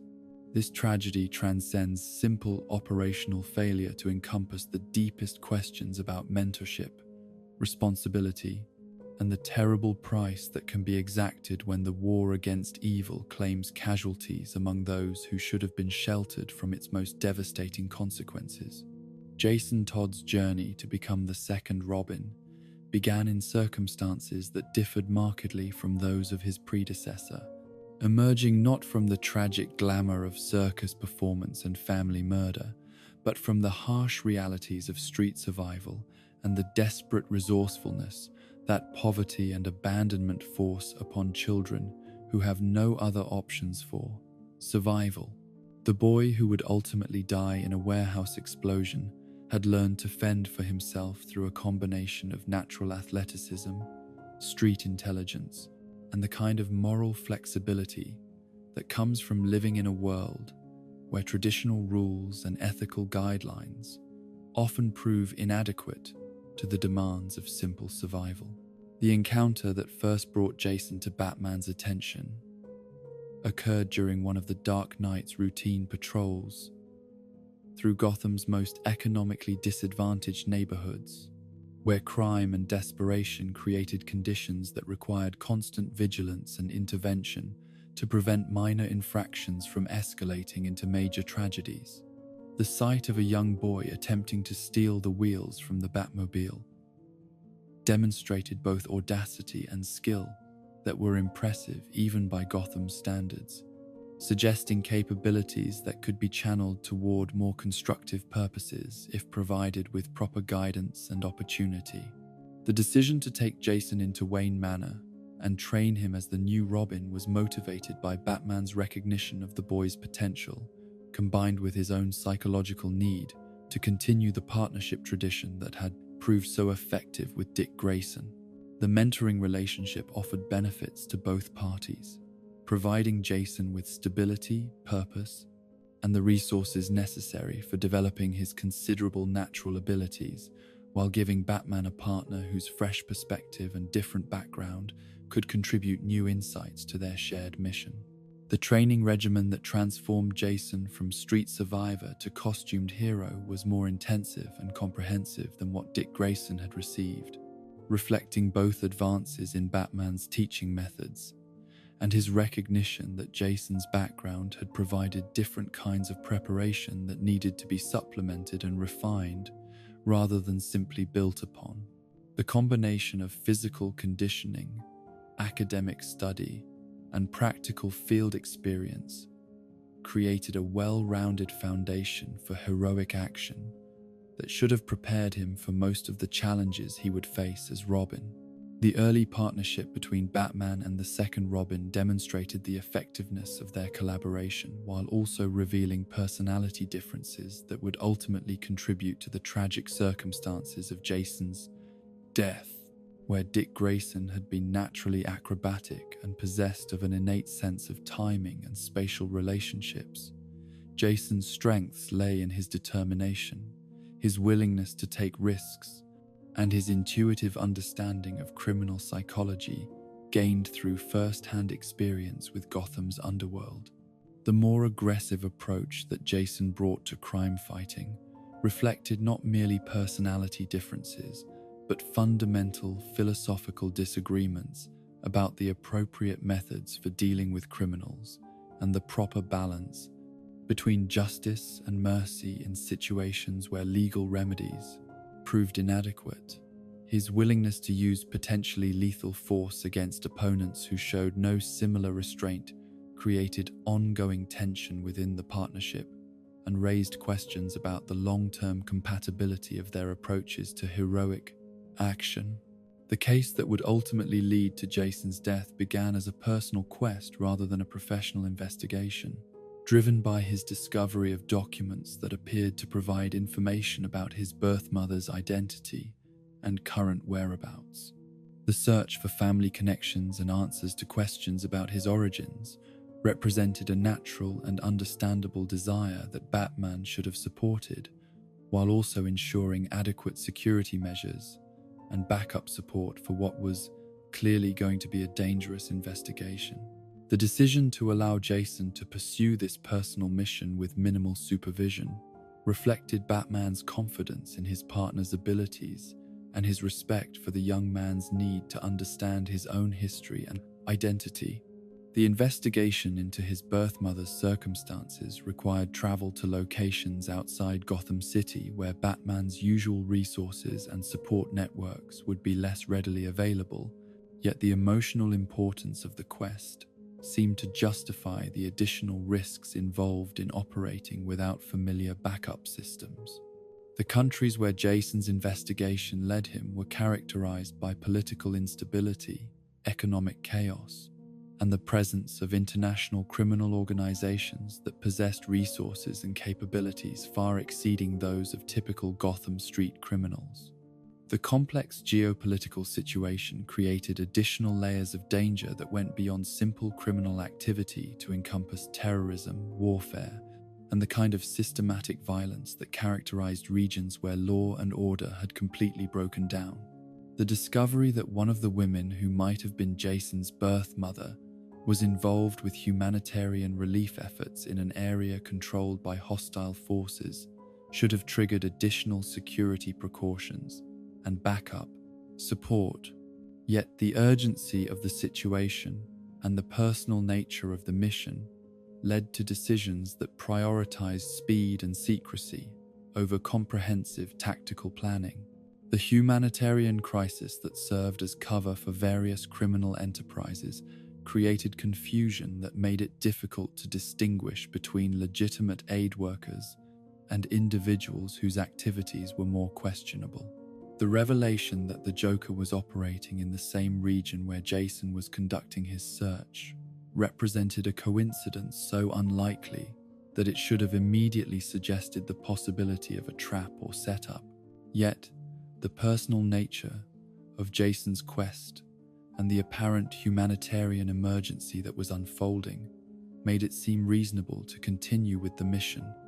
while maintaining appropriate vigilance for additional threats. The Clown Prince of Crime's presence in an area of international conflict suggested schemes whose scope and consequences extended far beyond his typical Gotham-based operations. The meeting between Jason and the woman who claimed to be his birth mother occurred under circumstances that should have raised immediate suspicions about her motivations and the authenticity of her story. Yet the emotional impact of potentially finding his family combined with the apparent urgency of the humanitarian situation to override normal security protocols and threat assessment procedures. The woman's involvement with medical relief efforts provided plausible explanations for her presence in a dangerous area, while also creating emotional pressure to trust her claims without adequate verification. The betrayal that delivered Jason into the Joker's hands was accomplished through the exploitation of his deepest emotional needs and desires, using his search for family connection as a weapon against him, in ways that demonstrated sophisticated understanding of his psychological vulnerabilities. The woman who claimed to be his mother had been compromised by the Joker's organization, her cooperation secured through threats and coercion that made her complicity in his capture seem like the least terrible option available to her in an impossible situation. The warehouse where Jason was taken represented the kind of isolated location that the Joker preferred for his most elaborate and time-intensive schemes, providing privacy and security for extended periods of torture and psychological manipulation, while also serving as a stage for whatever theatrical elements he intended to incorporate into his victim's suffering. The industrial setting offered numerous tools and opportunities for creative cruelty, while also ensuring that any sounds of distress would not attract unwanted attention from potential rescuers. The systematic beating that Jason endured at the hands of the Joker was conducted not merely as punishment or random violence, but as a carefully orchestrated performance designed to maximize both physical damage and psychological impact on both the anyone who might eventually discover evidence of what had occurred. The use of a crowbar as the primary weapon added elements of irony and symbolism that appealed to the Joker's twisted sense of humor, while also ensuring that the injuries inflicted would be severe enough to incapacitate the victim without necessarily causing immediate death. The duration of the assault stretched over hours that must have seemed like eternities to Jason, as each blow was calculated to cause maximum pain while avoiding damage to vital organs that might have ended his suffering prematurely. The Joker's commentary during the beating revealed his detailed knowledge of Robin's training and capabilities, demonstrating that this attack was not random violence, but a specifically planned assault designed to target someone whose connection to Batman made him a valuable symbol in whatever larger scheme was motivating the torture. The psychological component of Jason's torture was at least as devastating as the physical violence, incorporating taunts and revelations designed to undermine his sense of identity and connection to the mission that had given his life meaning and purpose. The Joker's detailed knowledge of Robin's personal history and relationships provided ammunition for attacks that went far beyond simple infliction of pain to encompass systematic destruction of hope, trust, and the basic beliefs that had motivated his heroic career. The explosion that ultimately killed Jason Todd was presented by the Joker as a grand finale to his elaborate torture session, yet it also served practical purposes in terms of destroying evidence and creating the kind of spectacular destruction that would ensure maximum psychological impact on Batman when he eventually discovered what had occurred. The timer that counted down the final minutes of Jason's life added elements of false hope and mounting despair that exemplified the Joker's talent for transforming even death into a form of psychological warfare. Batman's arrival at the warehouse came too late to prevent the explosion, but in time to witness its aftermath, discovering the broken body of his partner amid the rubble and debris of what had been intended as his tomb. The sight of Jason's remains, brutally beaten and then destroyed by the blast, provided immediate and undeniable evidence of Batman's failure to protect someone who had trusted him completely and had died as a direct result of that misplaced faith in his mentor's ability to keep him safe. The investigation that followed revealed the sophisticated planning and extensive resources that the Joker had devoted to this particular scheme, demonstrating capabilities that exceeded his typical approach to random violence and suggested the involvement of international criminal networks whose reach and influence extended far beyond Gotham City. The complexity of the operation made it clear that Jason's death had not been a crime of opportunity, but the culmination of a carefully planned campaign designed to inflict maximum damage on Batman's mission and psychological well-being. The psychological impact of Jason's death on Batman was immediate and devastating, combining grief over the loss of someone he had come to regard as a son with crushing guilt over his failure to anticipate and prevent the attack. The knowledge that Jason had died alone and in agony, calling for help that would never come, created wounds in Batman's psyche that would influence every subsequent decision about partnership and the acceptable risks involved in training young heroes. The consideration of killing the Joker in revenge for Jason's murder represented perhaps the closest that Batman had ever come to abandoning the moral principles that distinguished him from the criminals he fought. Yet even in the depths of grief and rage, he ultimately chose to maintain his commitment to justice rather than vengeance. This decision, however principled, provided little comfort in the face of loss that seemed to demand retribution and offered no meaningful path toward healing or closure. The public response to Robin's death revealed the extent to which the partnership between Batman and his young allies had captured the imagination and affection of Gotham's citizens, many of whom had come to view the dynamic duo as symbols of hope and proof that good could triumph over evil, despite overwhelming odds. The knowledge that even these iconic heroes could suffer devastating losses created new forms of anxiety and despair that affected the entire city's relationship with its protectors. The memorial service for Jason Todd was attended by heroes from throughout the superhero community, yet the formal expressions of sympathy and support could not address the fundamental questions about responsibility and judgment that his death had raised. The presence of so many individuals who had also taken young partners into dangerous situations created uncomfortable parallels that forced everyone present to confront their own vulnerability to similar tragedies. The empty Robin costume that was displayed in the Batcave as a memorial to Jason served as a constant reminder of Batman's failure, while also symbolizing the broader risks inherent in his mission and methods. The sight of the uniform that would never again be worn by its intended wearer provided daily confrontation with loss that could have been prevented through better planning, more cautious decision-making, or simply refusing to allow someone so young to participate in such dangerous work. The years that followed Jason's death were marked by significant changes in Batman's approach to partnership and mentorship, reflecting hard-learned lessons about the psychological and practical challenges involved in training young heroes for work that regularly involved life-threatening situations. The reluctance to take on new partners was motivated not by loss of faith in the partnership concept, but by heightened awareness of the terrible consequences that could result from inadequate preparation or protection. The eventual return of Jason Todd through supernatural means created new categories of guilt and confusion for Batman, as the young man who had been killed through his failure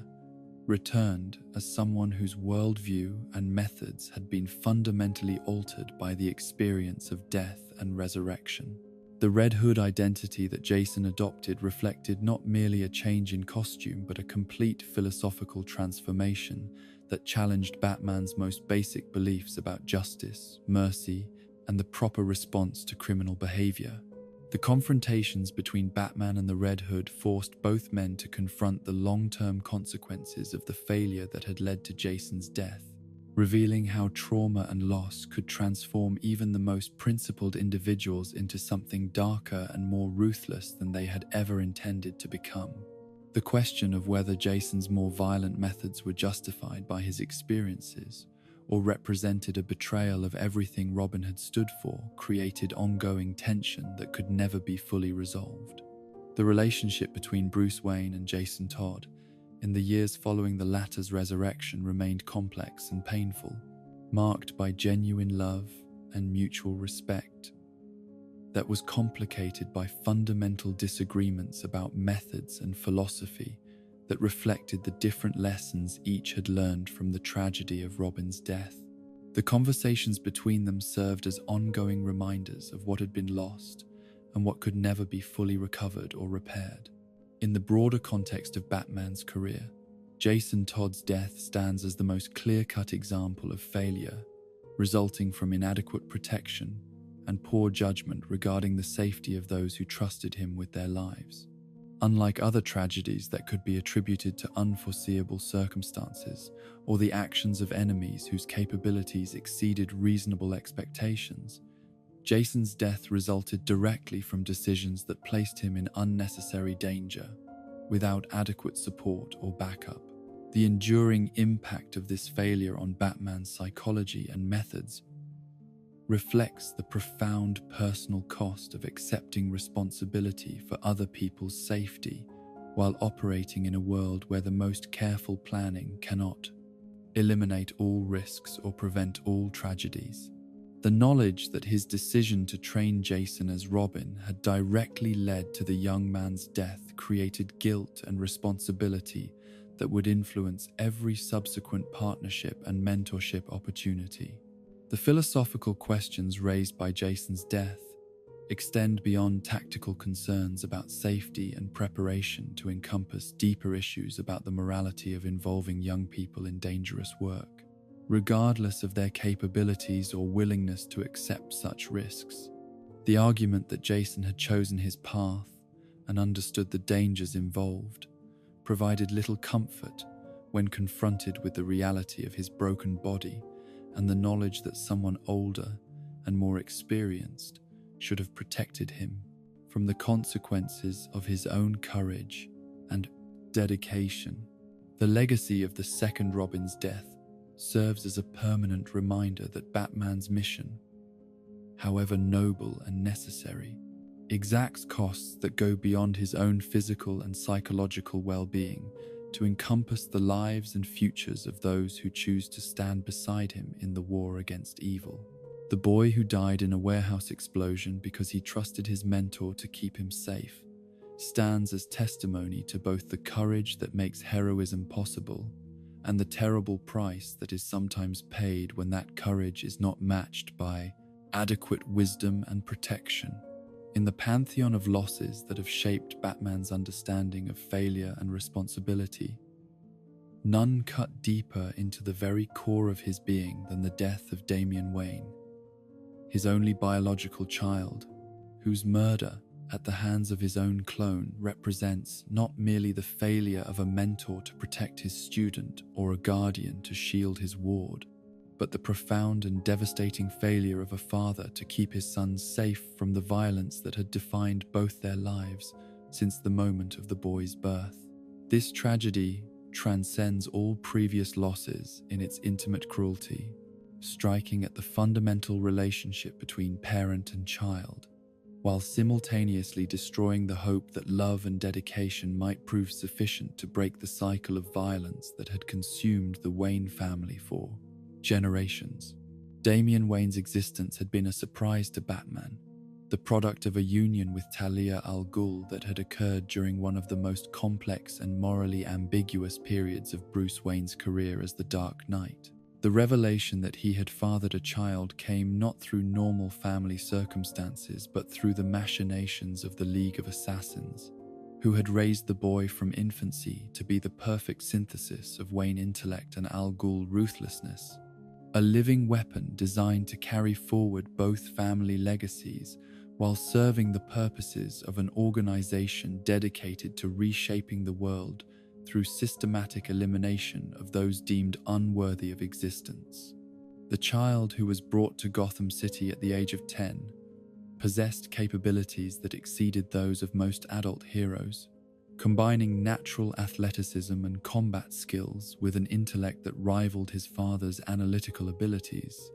Yet these impressive capabilities were coupled with a moral framework that had been systematically corrupted by years of training in assassination techniques and indoctrination in the philosophy that human life had value only insofar as it served larger purposes determined by superior minds. The boy who should have been Bruce Wayne's greatest joy instead arrived as his most complex challenge, a son whose love had to be earned while his murderous instincts were slowly and carefully redirected toward more constructive purposes. The process of establishing a genuine father-son relationship with Damian required Batman to confront aspects of parenthood for which his own traumatic childhood and obsessive adult mission had left him entirely unprepared. The skills that made him an effective crime fighter and mentor to various Robin candidates proved inadequate to the task of reaching a child whose worldview had been shaped by 10 years of systematic programming designed to suppress empathy, eliminate moral qualms about violence, and prioritize mission success over all other considerations, including personal relationships and emotional attachments. The gradual transformation of Damian from would-be assassin to genuine hero represented one of Batman's most significant personal victories, demonstrating that even the most thoroughly corrupted young mind could be reached through patience, consistency, and the kind of unconditional love that refused to be deterred by setbacks, failures, or moments of backsliding into previous behavioral patterns. The boy's slow development of empathy and moral reasoning provided evidence that nature could triumph over nurture when supported by adequate resources and unwavering commitment to positive change. The partnership between Batman and his son, as the latest Robin, created unique dynamics that differed from all previous mentoring relationships, combining professional training and tactical coordination with the complex emotional landscape of a parent attempting to guide a child whose capabilities often exceeded those of adults, while whose emotional development remained stunted by years of systematic abuse and manipulation. The challenge of maintaining appropriate boundaries between fatherly concern and professional expectations created ongoing tensions that influenced every aspect of their collaboration. Damian's integration into the broader Wayne family network required careful navigation of relationships with individuals who had known Bruce Wayne for years, yet were now expected to accept and support a child whose background included training in techniques that could have been used to kill, any of them without warning or remorse. The transition from seeing Damian as a potential threat to embracing him as a family member reflected the broader transformation that was occurring within the boy himself as he learned to value connection over dominance. The development of genuine affection and mutual respect between father and son was gradual and often interrupted by conflicts arising from their fundamentally different approaches to problem-solving and relationship management, where Bruce Wayne had learned to suppress his emotions in service of his mission. Damian's training had taught him to eliminate emotions entirely as weakness that interfered with optimal performance, creating communication barriers that required constant effort and patience to overcome through consistent demonstration of care and concern. The academic and social education that accompanied Damian's hero training was designed to provide him with the cultural context and emotional development that his League of Assassins upbringing had systematically denied him. The process of learning to interact with children his own age, to understand social dynamics based on cooperation rather than domination, and to appreciate forms of beauty and meaning that existed independently of tactical utility, represented a form of rehabilitation that was as challenging as any physical or intellectual training he had previously undergone. The emergence of Damian's capacity for friendship, humor, and genuine emotional attachment to others provided evidence of the success of Batman's efforts to reach and reform his son. Yet these positive developments also created new categories of vulnerability that had not existed when the boy's emotional connections were limited to mission objectives and strategic alliances. The growth of his ability to care about others made him more effective as a hero, but also more susceptible to the kinds of emotional manipulation and psychological pressure that his enemies could exploit. The case that would ultimately lead to Damien's death began as a routine investigation into unusual criminal activity that seemed to involve advanced technology and tactical capabilities exceeding those typically available to Gotham's street-level criminals. The sophistication of the crimes suggested the involvement of international organizations or government agencies, yet the specific targets and methods did not fit established patterns for either corporate espionage or state-sponsored terrorism, creating analytical challenges that required extensive research and careful coordination between multiple intelligence networks. The discovery that Talia al Ghul was involved in the criminal conspiracy created immediate complications for Batman's investigation, as his complex relationship with Damien's mother made it difficult to predict her motivations or assess the reliability of intelligence gathered about her activities. The possibility that she was operating according to League of Assassins directives competed with alternative explanations involving personal agenda or coercion by third parties, creating uncertainty about appropriate tactical responses and strategic priorities. The revelation that the criminal organization was using cloning technology to create enhanced soldiers and operatives added layers of scientific and ethical complexity to what had initially appeared to be conventional criminal activity.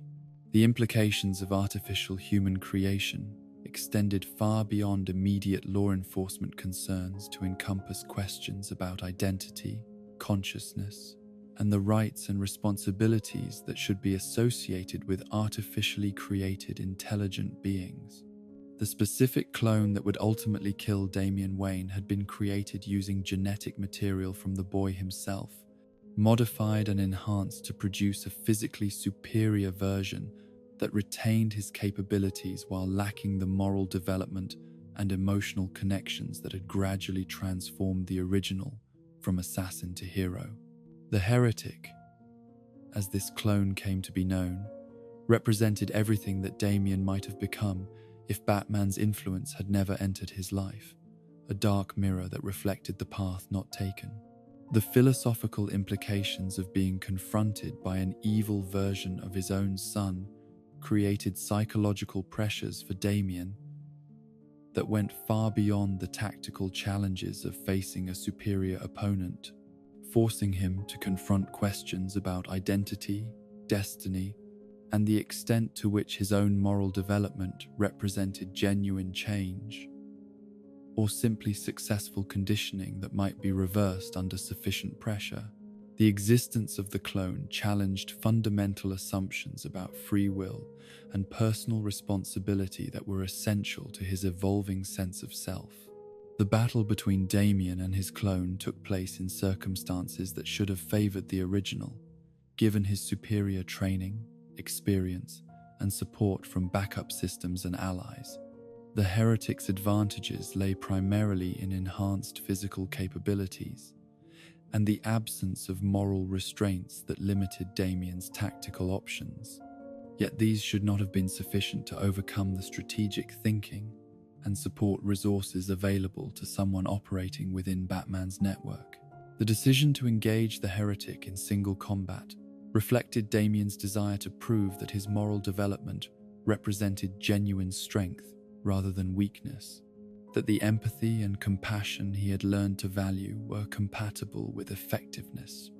rather than sources of vulnerability that would inevitably lead to defeat and failure. The personal nature of the conflict made it difficult for him to accept assistance or retreat when the battle began to turn against him.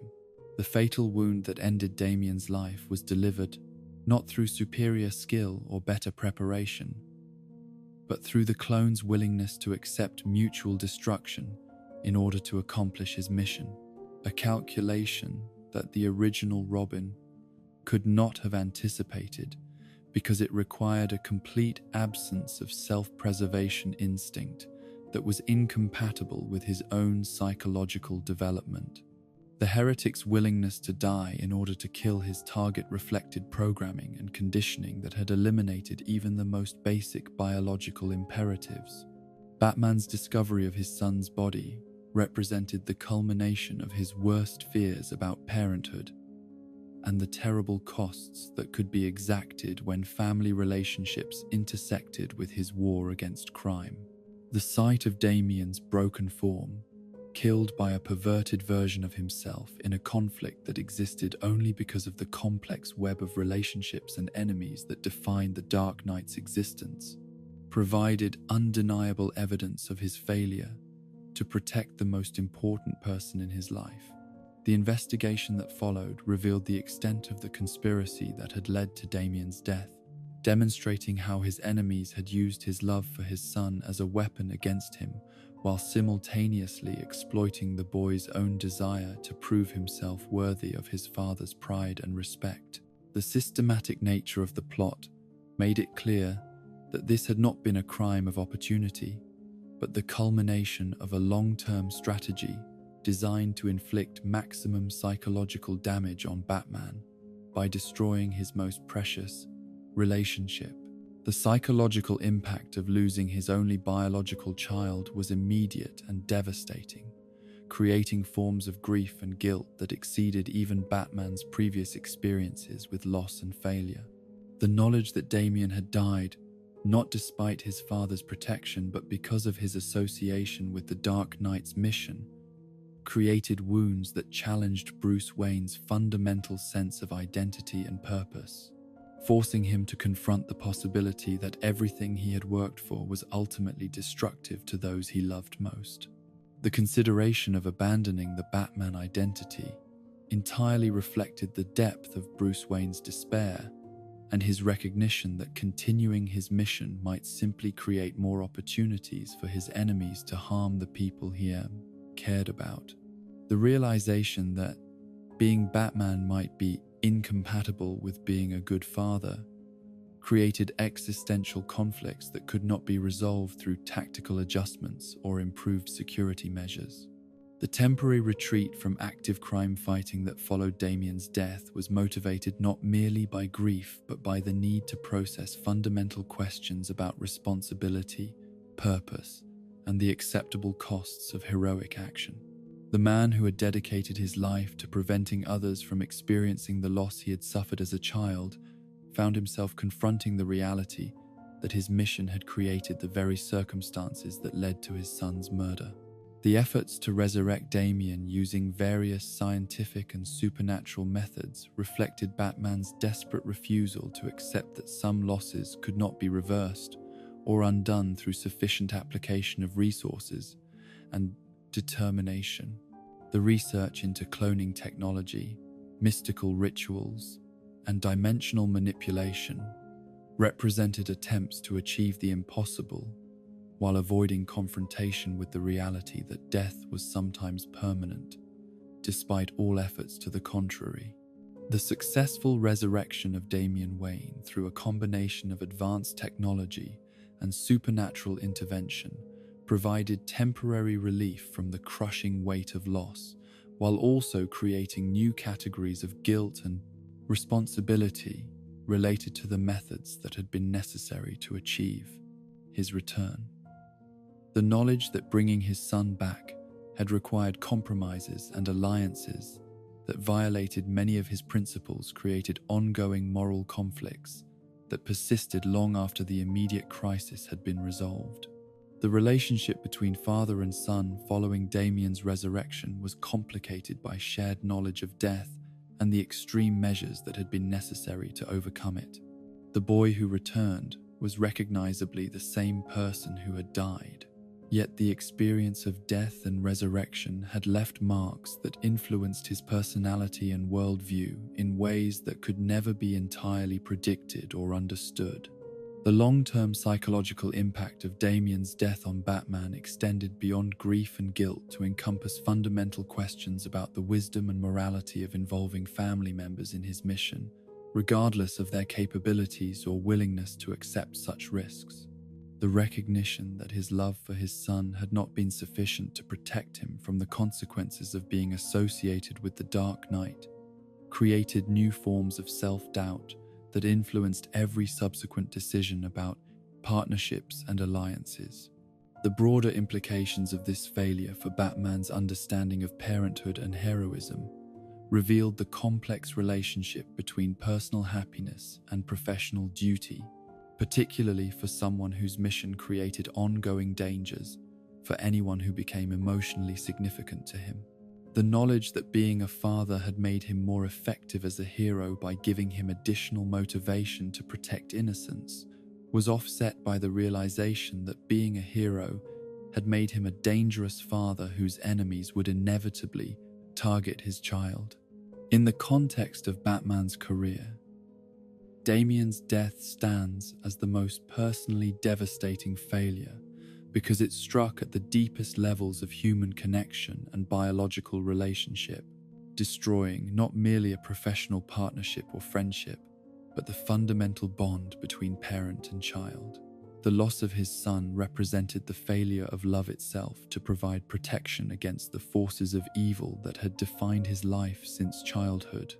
The enduring legacy of this tragedy lies in its demonstration that even the most powerful love and the most careful protection cannot eliminate all risks or prevent all losses, that the decision to care deeply about another person inevitably creates vulnerabilities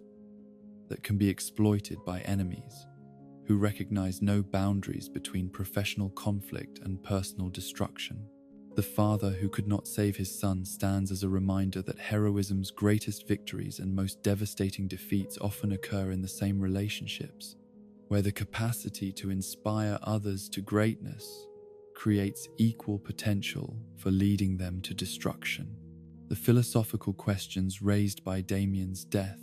extend beyond tactical concerns about safety and security to encompass deeper issues about legacy, responsibility, and the relationship between individual happiness and service to larger causes.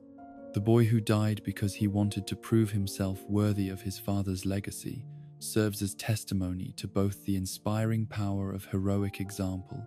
and the terrible costs that can be exacted when that inspiration leads to confrontation with forces too powerful and ruthless to be overcome through courage and good intentions alone. In the vast catalogue of unintended consequences that have shaped the Dark Knight's understanding of responsibility and moral complexity, no single moment carries the weight of cosmic irony that surrounds his role in creating the very enemy who would become his greatest nemesis, the architect of countless tragedies and the living embodiment of chaos itself. The transformation of an unnamed criminal into the Joker stands as Batman's most profound and far-reaching failure, a moment of intervention that was intended to prevent crime,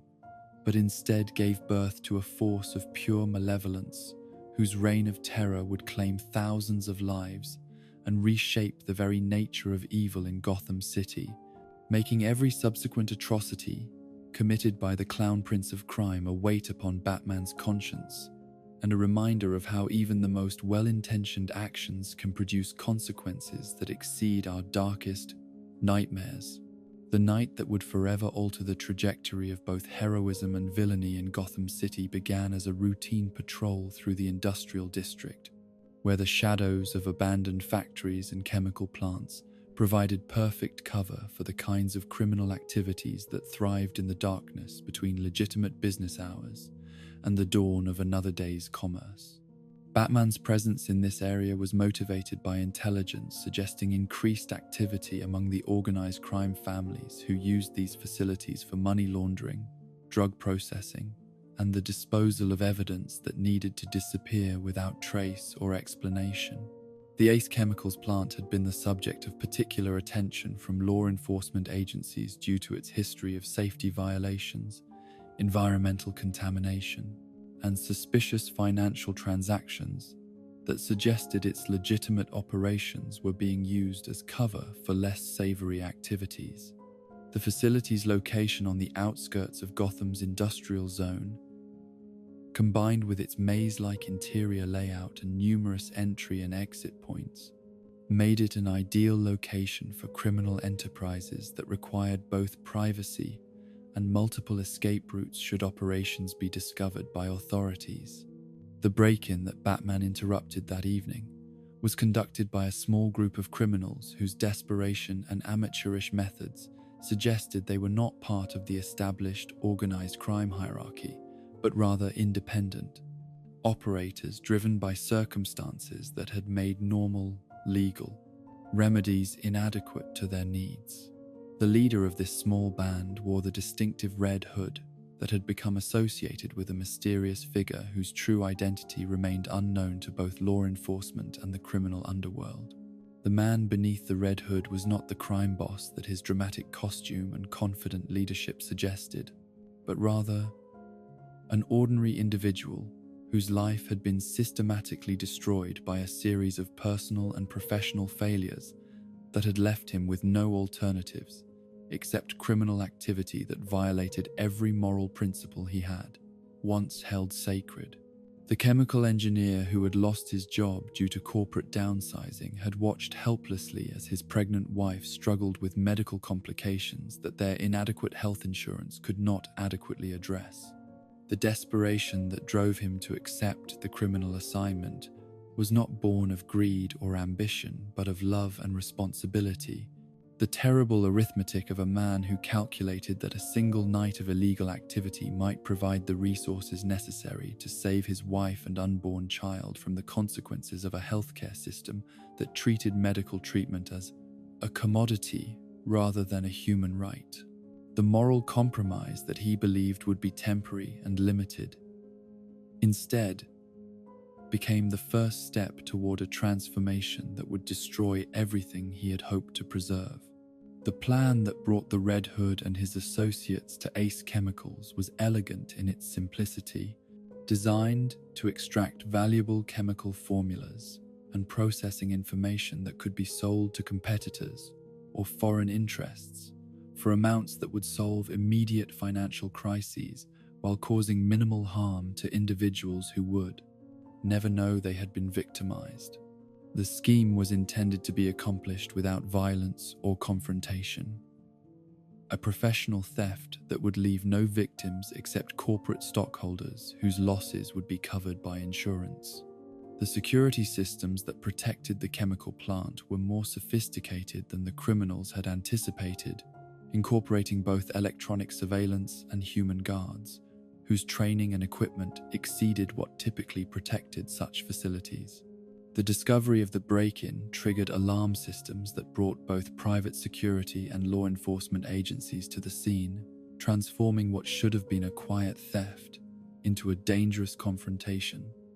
that required immediate improvisation and rapid escape. Batman's arrival at the scene was motivated by his interception of police communications and his recognition that criminal activity at a chemical facility could pose risks to the surrounding community that went far beyond simple property theft. The potential for environmental contamination, explosion, or the release of toxic substances made this case a priority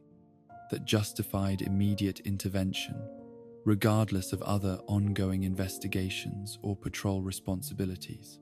The confrontation between Batman and the Red Hood took place in the facility's main processing area, surrounded by tanks and pipes containing chemicals whose interactions and properties were known only to trained professionals who understood the complex relationships between different substances and the environmental conditions necessary for safe handling. The industrial setting created additional hazards that complicated tactical planning and made standard combat techniques potentially dangerous to both combatants and the surrounding community. The pursuit that followed the initial confrontation led through corridors and catwalks that provided dramatic elevation changes and numerous obstacles that could be used for cover or tactical advantage, yet also created opportunities for accidents and miscalculations that could have consequences extending far beyond the immediate participants. The maze-like layout of the facility made it difficult for either party to predict where the chase would lead or what hazards might be encountered in unfamiliar areas. The chemical processing equipment that dominated the facility's interior created a landscape of pipes, valves, tanks, and monitoring systems whose purpose and operation were mysterious to anyone lacking specialized training in industrial chemistry and safety procedures. The presence of warning signs and safety equipment indicated that this environment contained substances and processes that required extreme caution and proper protective gear, conditions that were obviously not being observed during the high-speed pursuit. The desperation that drove the Red Hood's flight was amplified by his knowledge that capture would mean not only criminal prosecution but the complete collapse of any possibility of helping his wife and child, whose medical needs had created the crisis that motivated his criminal activity in the first place. The stakes of the confrontation extended far beyond his personal freedom to encompass the lives of the people he loved most and had sworn to protect through whatever means necessary. Batman's pursuit was motivated by his standard commitment to preventing criminal activity and apprehending those responsible for violations of law and public safety. Yet, his methods and tactics were also influenced by his assessment of the Red Hood as a dangerous criminal whose elaborate costume and leadership role suggested extensive experience and potential connections to larger criminal organizations. The assumption that he was dealing with a professional criminal rather than a desperate amateur affected tactical decisions and response priorities. The physical confrontation that brought the chase to its climactic moment occurred on a catwalk suspended above one of the facility's largest chemical processing tanks, a massive container filled with industrial solvents and reactive compounds that were used in the manufacture of various commercial products. The elevation and narrow walkway created conditions where any misstep or loss of balance could have fatal consequences, yet the intensity of the pursuit left little opportunity for careful consideration of environmental hazards. The moment when the Red Hood lost his footing and began to fall toward the chemical tank below represented a split second during which Batman could have intervened to prevent what was about to occur. Yet the speed and surprise of the accident, combined with the tactical complexities of the situation, made successful rescue extremely difficult, if not impossible, to accomplish. The distance between Batman's position and the falling criminal was too great to be covered in the time available. Yet the moral weight of that moment would haunt him for the remainder of his career. The chemical bath that should have killed the man who fell into the processing tank instead accomplished something far worse, transforming his physical appearance through reactions that bleached his skin chalk white, turned his hair green, and stretched his lips into a permanent rictus that resembled a clown's painted smile. The industrial solvents and experimental compounds that comprised the tank's contents had never been tested for their effects on human tissue, yet their interaction with living flesh produced changes that were both grotesque and irreversible. The psychological impact of the physical transformation was amplified by the trauma of near-death experience and the knowledge that his criminal activity had failed to accomplish its intended purpose, while also destroying any possibility of returning to normal life and relationships. The man who emerged from the chemical tank could never again blend into society or maintain the kind of conventional existence that had previously defined his identity and provided structure for his goals and aspirations. The laughter that began as the transformed criminal first saw his reflection in the facility's polished surfaces was not an expression of humor, but rather the sound of a mind breaking under the pressure of loss, transformation, and the complete collapse of everything that had previously provided meaning and direction for his existence. The psychological fracture that accompanied his physical change created a new personality that embraced chaos and destruction as organizing principles for a life that could no longer be lived according to normal human values and relationships. The birth of the Joker was thus accomplished not through a single moment of evil choice, but through the intersection of desperation, accident, and chemical transformation that created conditions where sanity could not survive. and moral reasoning became impossible to maintain. The man who had committed his first crime out of love for his family became a creature incapable of love, family, or any of the positive emotions and connections that make life meaningful and worthwhile. Batman's role in this transformation was not one of deliberate malice or intended harm, yet his intervention in what should have been a simple criminal matter created the sequence of events that made the accident possible and perhaps inevitable. The pursuit that drove the Red Hood toward the chemical tank, the tactical pressure that forced desperate decisions about escape routes, the confrontation that created conditions for the fatal fall, all flowed directly from Batman's presence and his commitment to preventing criminal activity regardless of the circumstances that motivated such behavior. The immediate aftermath of the chemical plant incident provided no clear indication of the scope of tragedy that had been unleashed, as the transformed criminal disappeared into Gotham's underworld without leaving traces that could be followed or analyzed by investigating authorities. The assumption that the fall into the chemical tank had been fatal seemed reasonable given the toxic nature of the substances involved and the absence of any body or evidence of survival. The first crimes committed by the newly created Joker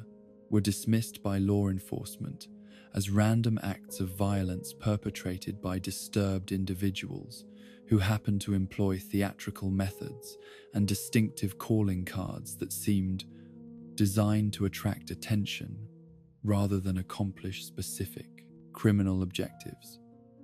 The escalating pattern of chaos and destruction was initially attributed to copycat criminals or coincidental timing rather than the systematic campaign of terror that was actually beginning to unfold.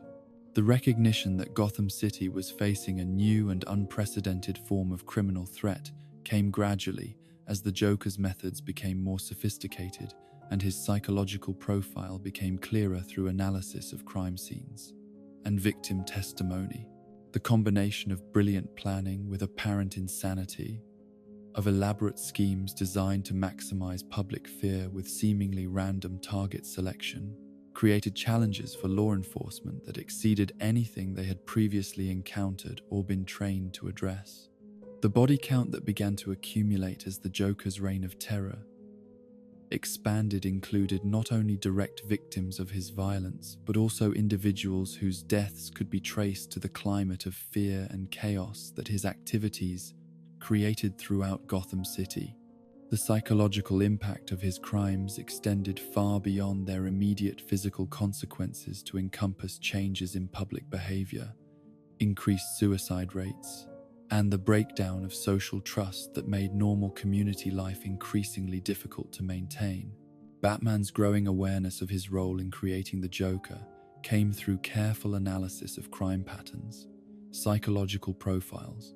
and the specific nature of the Clown Prince's obsessions and methods, which seemed designed to challenge and torment Gotham's premier crime fighter in ways that suggested intimate knowledge of his capabilities and psychological vulnerabilities.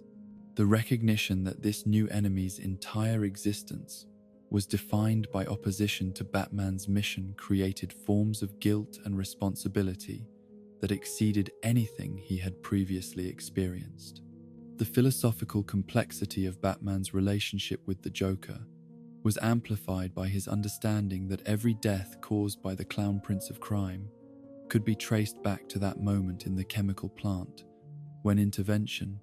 had created transformation rather than prevention of criminal activity. The mathematics of moral responsibility became impossible to calculate when weighed against the thousands of lives that had been lost, and the millions more that lived in fear because of what Batman's actions had unleashed upon the Gotham world. The various schemes and atrocities that marked the Joker's career as Gotham's premier agent of chaos included the paralysis of Barbara Gordon, the torture and murder of Jason Todd, the systematic psychological destruction of Tim Drake, and countless other tragedies that might never have occurred if the chemical plant incident had unfolded differently. Each new atrocity added weight to the burden of responsibility that Batman carried, while also demonstrating the impossibility of undoing or compensating for the consequences of that single moment of transformation. The cyclical nature of Batman and the Joker's relationship, with each seeking to prove philosophical points through their conflicts while being unable to eliminate the other permanently, reflected the complex psychological dynamics that had been created by their shared origin story. The hero who had inadvertently created his greatest enemy found himself locked in eternal combat with someone whose very existence served as a constant reminder of the unintended consequences that could flow from even the most well-intentioned actions. The various explanations that the Joker offered for his origin and transformation, including multiple conflicting accounts that made it impossible to determine the truth of what had actually occurred, demonstrated his understanding of how uncertainty and confusion could be used as weapons against someone who needed clear answers and definitive resolution in order to process guilt and responsibility. The deliberate obfuscation of his true identity and background made it impossible for Batman to find closure or absolution for his role in creating the monster. The broader implications of the Joker's existence extended beyond Gotham City to influence criminal behavior throughout the world, as his methods and philosophy inspired imitators and admirers who sought to achieve similar levels of notoriety and impact through chaos and destruction. The global spread of Joker-inspired crimes created additional categories of responsibility and guilt for Batman, who found himself indirectly responsible for atrocities committed by individuals who had never met or been directly influenced by Gotham's clown Prince of Crime. In the context of Batman's career, the creation of the Joker stands as the ultimate failure because it demonstrates how even perfect adherence to moral principles and tactical protocols can produce consequences that violate everything such principles are supposed to protect and preserve. The intervention that was intended to prevent crime instead created the most prolific and destructive criminal in human history, transforming law enforcement success into civilizational catastrophe through processes that could not have been anticipated or prevented through better planning or preparation. The enduring legacy of this failure lies not merely in the specific tragedies that the Joker has perpetrated,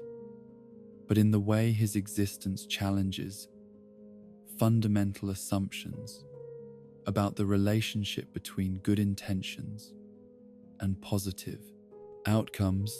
between heroic action and beneficial consequences. The chemical plant incident serves as a permanent reminder that the universe is not structured to reward virtue or ensure that righteous action produces righteous results, that even the most dedicated hero can become complicit in the creation of evil through the simple act of trying to prevent it.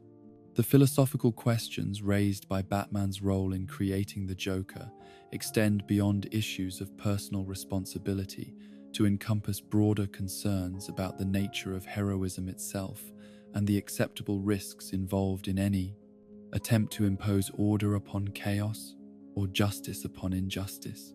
The realization that intervention can sometimes make situations worse rather than better, that the cure can be deadlier than the disease, forces uncomfortable confrontation with the limits of human understanding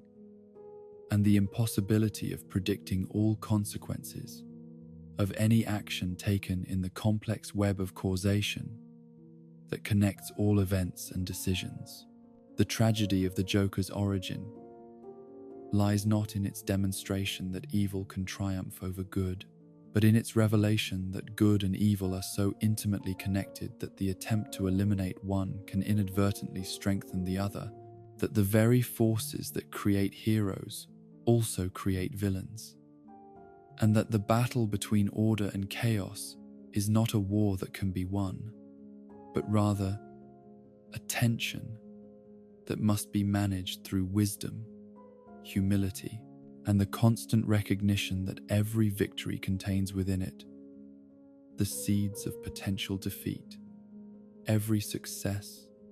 the possibility of unintended failure.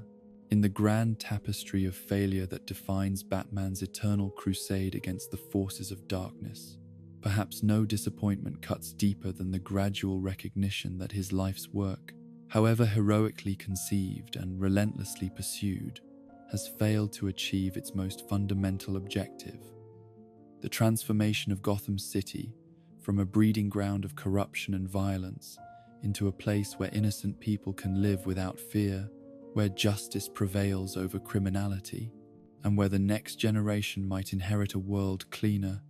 and safer than the one that claimed his parents in a pool of blood and shattered dreams. This failure transcends individual tragedies and personal losses to encompass the broader question of whether one man's war against evil, regardless of his dedication and capabilities, can ever hope to address the systemic problems that create crime, nurture corruption, and perpetuate cycles of violence that seem immune to even the most heroic interventions. The vision that originally motivated Bruce Wayne's transformation into Batman was breathtaking in its scope and audacious in its ambition, encompassing nothing less than the complete elimination of crime from Gotham City through the systematic application of fear, investigation, and relentless pursuit of criminal elements that had previously operated with impunity under the protection of corrupt officials and inadequate law enforcement. The young man who knelt beside his parents' bodies and swore that their deaths would have meaning had imagined a future where no other child would experience such loss, where no other family would be destroyed by random violence, where the very possibility of criminal success would be eliminated through the omnipresent threat of swift and certain justice. The early years of Batman's campaign had seemed to validate this optimistic vision, as his intervention in high-profile cases and his systematic dismantling of organized crime operations produced measurable reductions in certain categories of criminal activity, while also inspiring reforms within the Gotham City, police department and other municipal agencies. The symbolic power of his presence, the psychological impact of his methods, and the practical effectiveness of his investigations created momentum that suggested fundamental change was not only possible but inevitable, given sufficient time and persistence. Yet as decades passed, and the initial enthusiasm of his crusade gave way to the grinding reality of sustained effort against entrenched opposition, the limitations of Batman's approach became increasingly apparent through patterns that repeated themselves with depressing regularity. The criminals he captured were processed through a legal system that proved inadequate to the task of permanent incarceration. The corrupt officials he exposed were replaced by others whose venality was simply better concealed, and the social conditions that created desperation and moral compromise remained unchanged, despite his most heroic efforts to address their symptoms. The revolving door of Arkham Asylum became perhaps the most visible symbol of Batman's failure to create lasting change, as the facility's inability to provide effective treatment or secure containment for Gotham's most dangerous criminals meant that each victory over forces of chaos was temporary and incomplete. The Joker's repeated escapes and return to active criminality, the Penguin's ability to maintain criminal enterprises even from within prison walls, and Two-Face's cycle of capture and release demonstrated that the psychiatric and correctional systems supporting Batman's mission were fundamentally inadequate to their assigned tasks. The institutional failures that undermined Batman's effectiveness extended far beyond the obvious inadequacies of Arkham Asylum to encompass deeper problems within the police department, the court system, and the political establishment that governed Gotham City. Despite decades of reform efforts and the undeniable benefits of Batman's intelligence sharing and investigative support, corruption continued to flourish at every level of municipal government, creating networks of complicity, that could absorb and redirect even the most determined efforts at systematic change.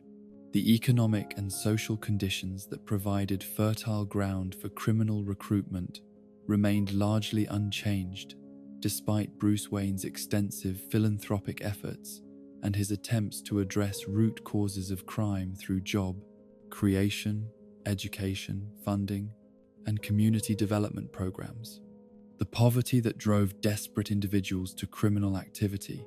the inequality that created resentment and social fragmentation, and the lack of legitimate opportunities for advancement that made illegal alternatives attractive to ambitious youth, all persisted despite massive investments of both time and money. The psychological profile of Gotham City itself seemed to resist transformation,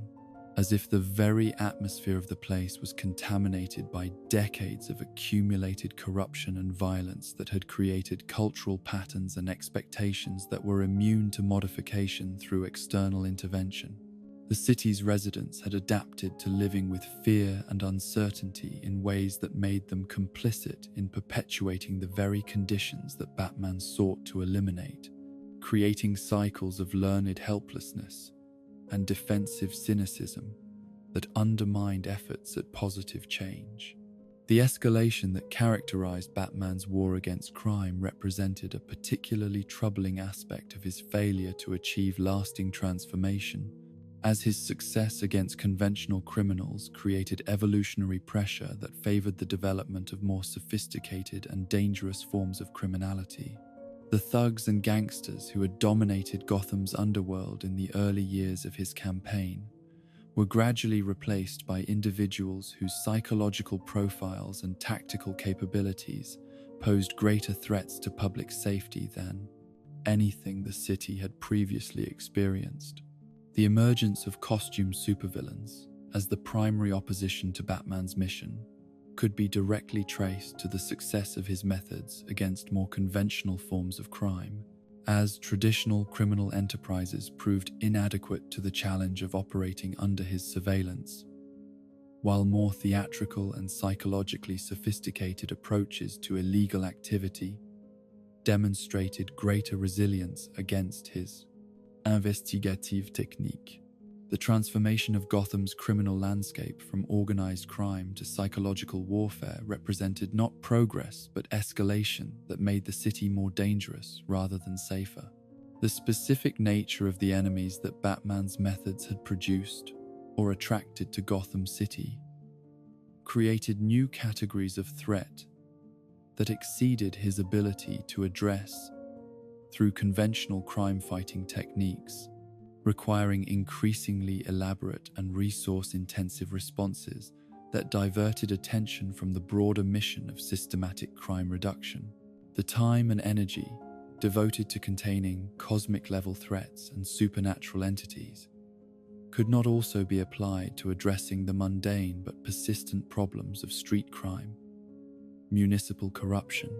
and social dysfunction that continued to claim victims throughout the city. The psychological toll of sustained failure on Batman's effectiveness and decision-making capacity became increasingly apparent through patterns of behavior that suggested exhaustion, paranoia, and the kind of emotional numbing that results from repeated exposure to trauma and disappointment. The man who had begun his crusade with optimistic determination about the possibility of eliminating crime gradually became someone whose expectations had been reduced to simply managing chaos and limiting casualties rather than achieving genuine victory. The impact of Batman's mission on his civilian identity and philanthropic capabilities represented another dimension of systemic failure, as Bruce Wayne's increasing obsession with nighttime crime fighting limited his ability to pursue the kind of daytime activities and social engagement that might have addressed root causes of criminal behavior more effectively than vigilante action. The resources and attention that could have been devoted to education, economic development, and social reform were instead consumed by the immediate demands of tactical response to ongoing criminal activity. The relationships between Batman and the various law enforcement agencies that should have supported his mission were complicated by jurisdictional conflicts, philosophical disagreements, and the practical difficulties of coordinating official and unofficial activities within a legal framework that was not designed to accommodate vigilante intervention. The tension between working within the system and operating outside its constraints created ongoing inefficiencies and missed opportunities that reduced the overall effectiveness of crime-fighting efforts.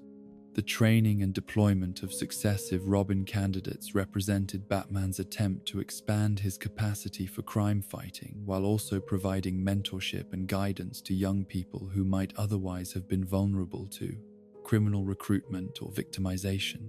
Yet the repeated tragedies that befell these partnerships demonstrated that his methods were not only failing to eliminate crime,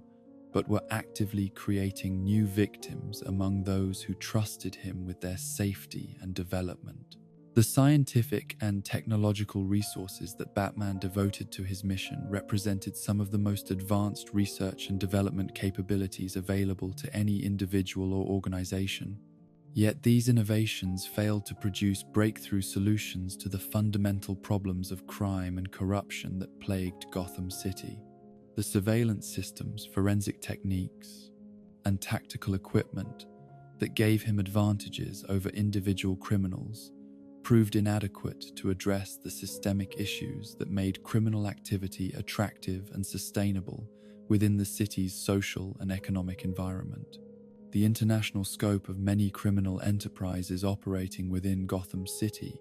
created challenges that exceeded Batman's jurisdictional authority and investigative capabilities, requiring cooperation with agencies and organizations whose priorities and methods were not necessarily aligned with his own. The global nature of organized crime, terrorism, and corporate malfeasance meant that local victories could be easily offset by external influences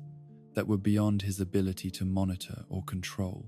The generational aspect of criminal activity in Gotham City revealed patterns of inheritance and cultural transmission that persisted despite Batman's intervention in specific cases and his efforts to disrupt criminal organizations. The children of criminals often followed their parents into illegal activities. The families affected by crime frequently produced new criminals, seeking revenge or economic opportunity,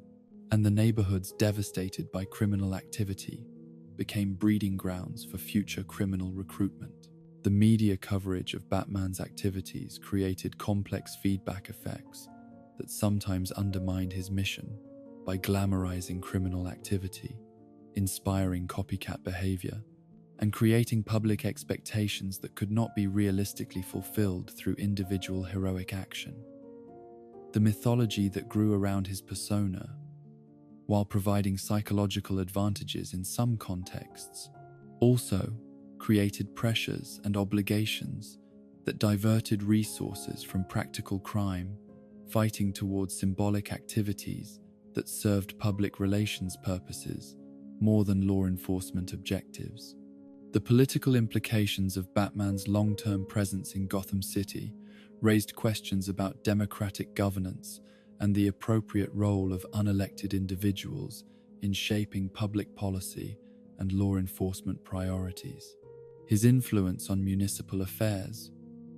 while generally benevolent in intention, represented a form of extra-legal authority that was incompatible with representative government and accountable administration of justice. The economic costs of Batman's mission, measured not only in terms of the resources he personally devoted to crime fighting, but also in terms of the property damage, business disruption, and infrastructure destruction that resulted from his conflicts with various enemies, represented a significant drain on the city's resources that might have been more effectively applied to prevention and social programs, addressing root causes of criminal behavior. The environmental impact of Batman's activities, particularly the pollution and contamination that resulted from battles involving exotic technologies and chemical weapons, created long-term health and safety risks for Gotham's population that partially offset any benefits achieved through crime reduction. The cleanup and remediation costs associated with these incidents represented additional burdens on municipal resources and public health systems. In the broader context of social change and human progress,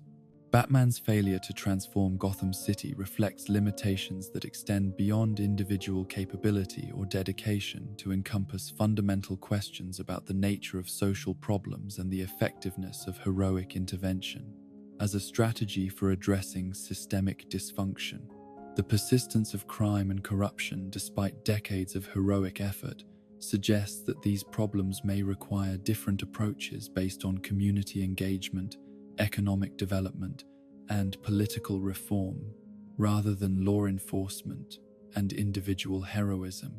The philosophical implications of this failure extend to questions about the relationship between individual agency and social structure,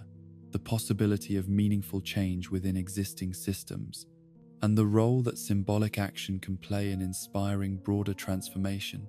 even when immediate practical results are limited or temporary.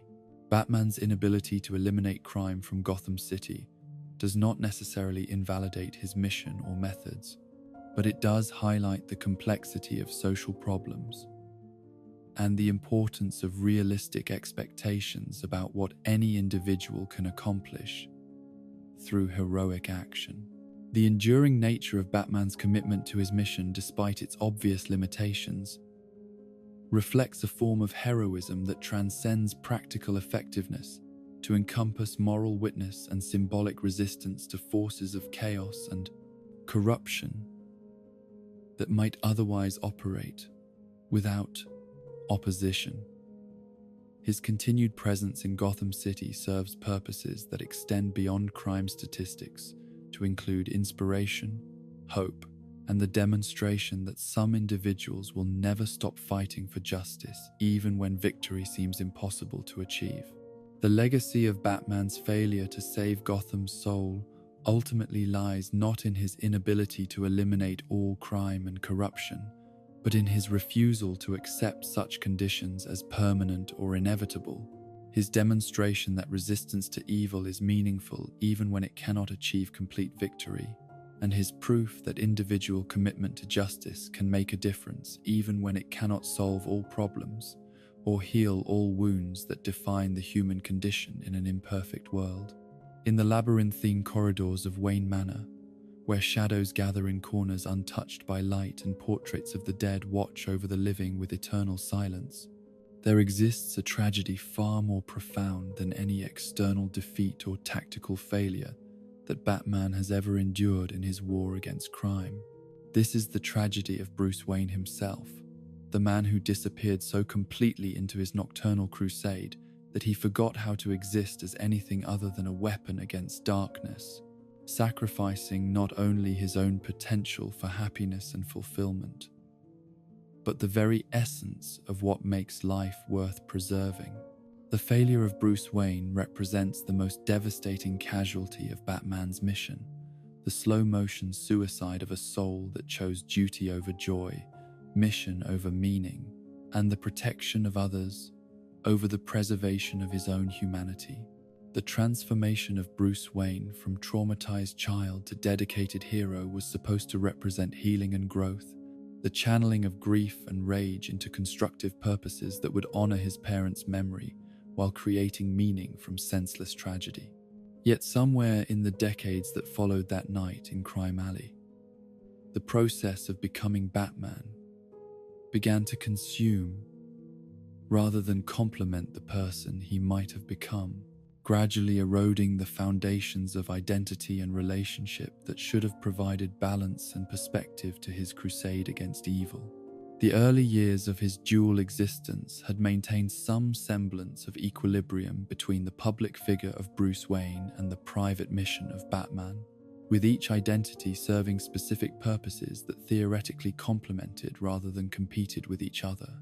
The billionaire playboy persona provided cover for his nocturnal activities while also creating opportunities for the kind of social and philanthropic engagement that could address crime's root causes through legitimate channels. The balance seems sustainable, even beneficial, allowing him to fight evil on multiple fronts while maintaining connections to normal human experience. Yet the demands of an escalating war against increasingly sophisticated and dangerous enemies gradually shifted the balance between his two identities, making Batman not merely the more important aspect of his existence, but the only aspect that seemed to matter when measured against the magnitude of threats facing Gotham City. The time and energy required for effective crime fighting expanded to consume not only his nights, but his days, his weekends, his holidays, and eventually every moment when he was not actively sleeping or recovering from injuries sustained in the line of duty. The social obligations that had once provided necessary counterbalance to his vigilante activities became burdens to be minimized or eliminated entirely, distractions from the real work of protecting innocent lives and pursuing dangerous criminals who operated according to no schedule except their own murderous whims. Board meetings, charity galas, social gatherings, and romantic relationships all began to seem like frivolous indulgences when weighed against the urgency of cases that involved life and death consequences for people who depended upon his intervention for their survival. The romantic relationships that might have provided emotional grounding and personal fulfillment were systematically sabotaged by his inability to maintain the kind of emotional availability and honest communication that intimate partnerships require. The women who were attracted to Bruce Wayne found themselves competing with a mission they could not understand, while those who discovered his secret identity faced the reality that Batman would always be his first and most demanding relationship, leaving little room for the kind of mutual priority and shared vulnerability that love demands. The pattern that emerged across multiple relationships revealed Bruce Wayne's fundamental incapacity for the emotional reciprocity and psychological intimacy that define healthy romantic partnerships.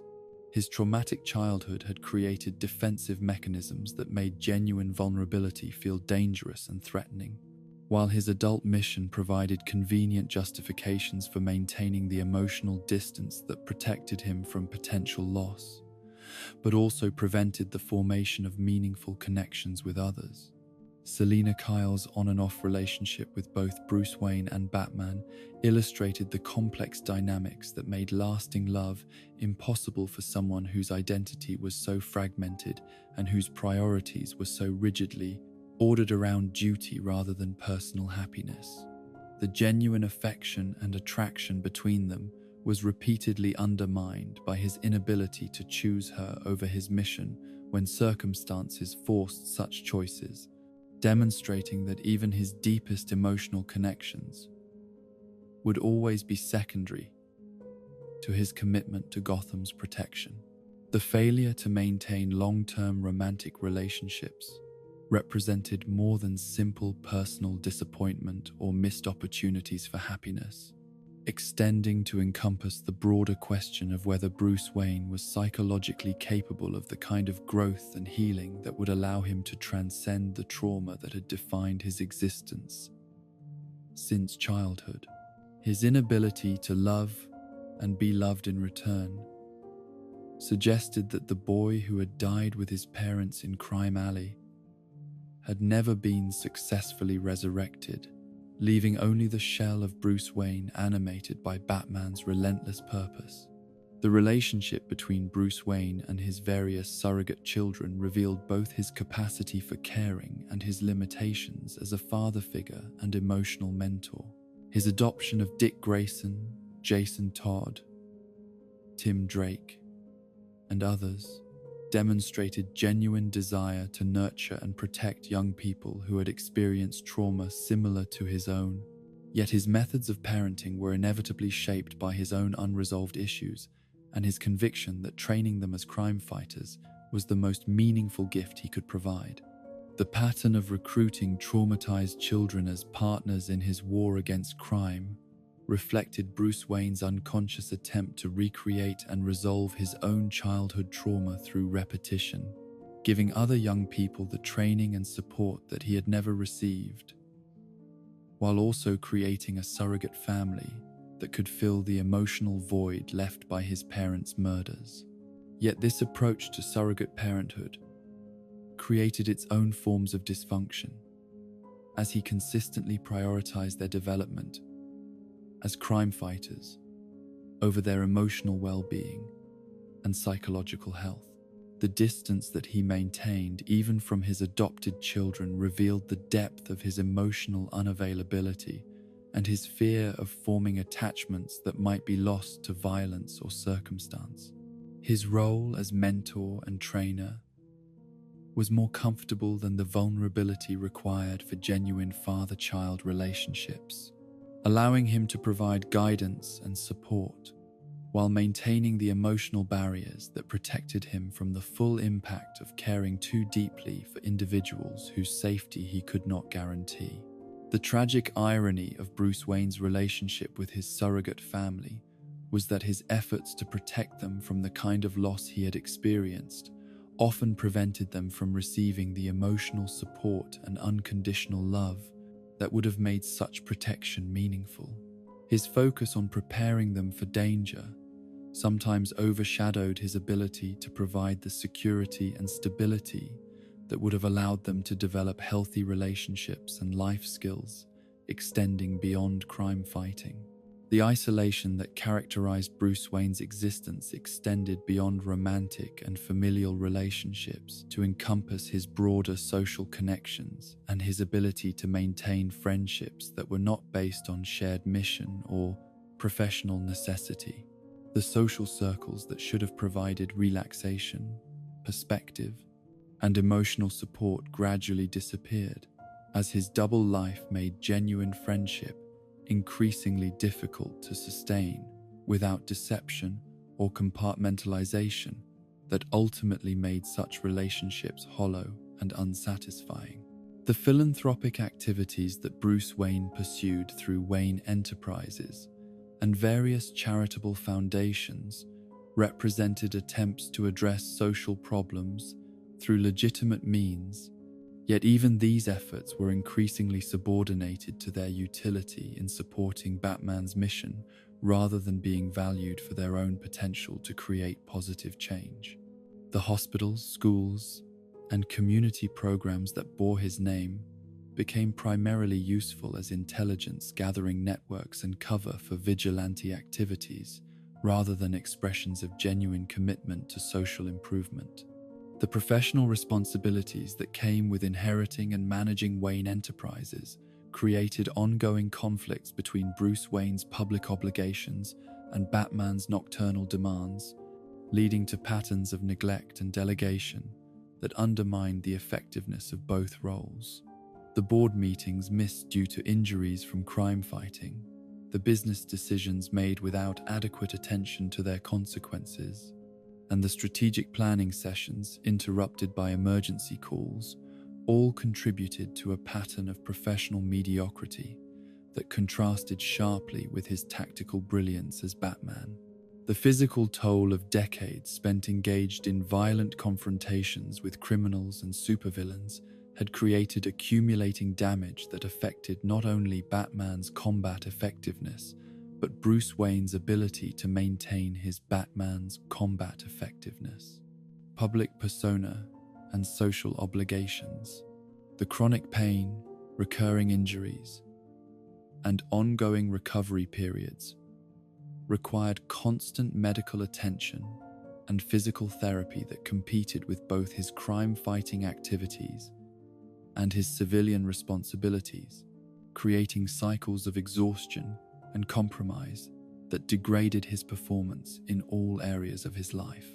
The psychological impact of repeated exposure to trauma, violence,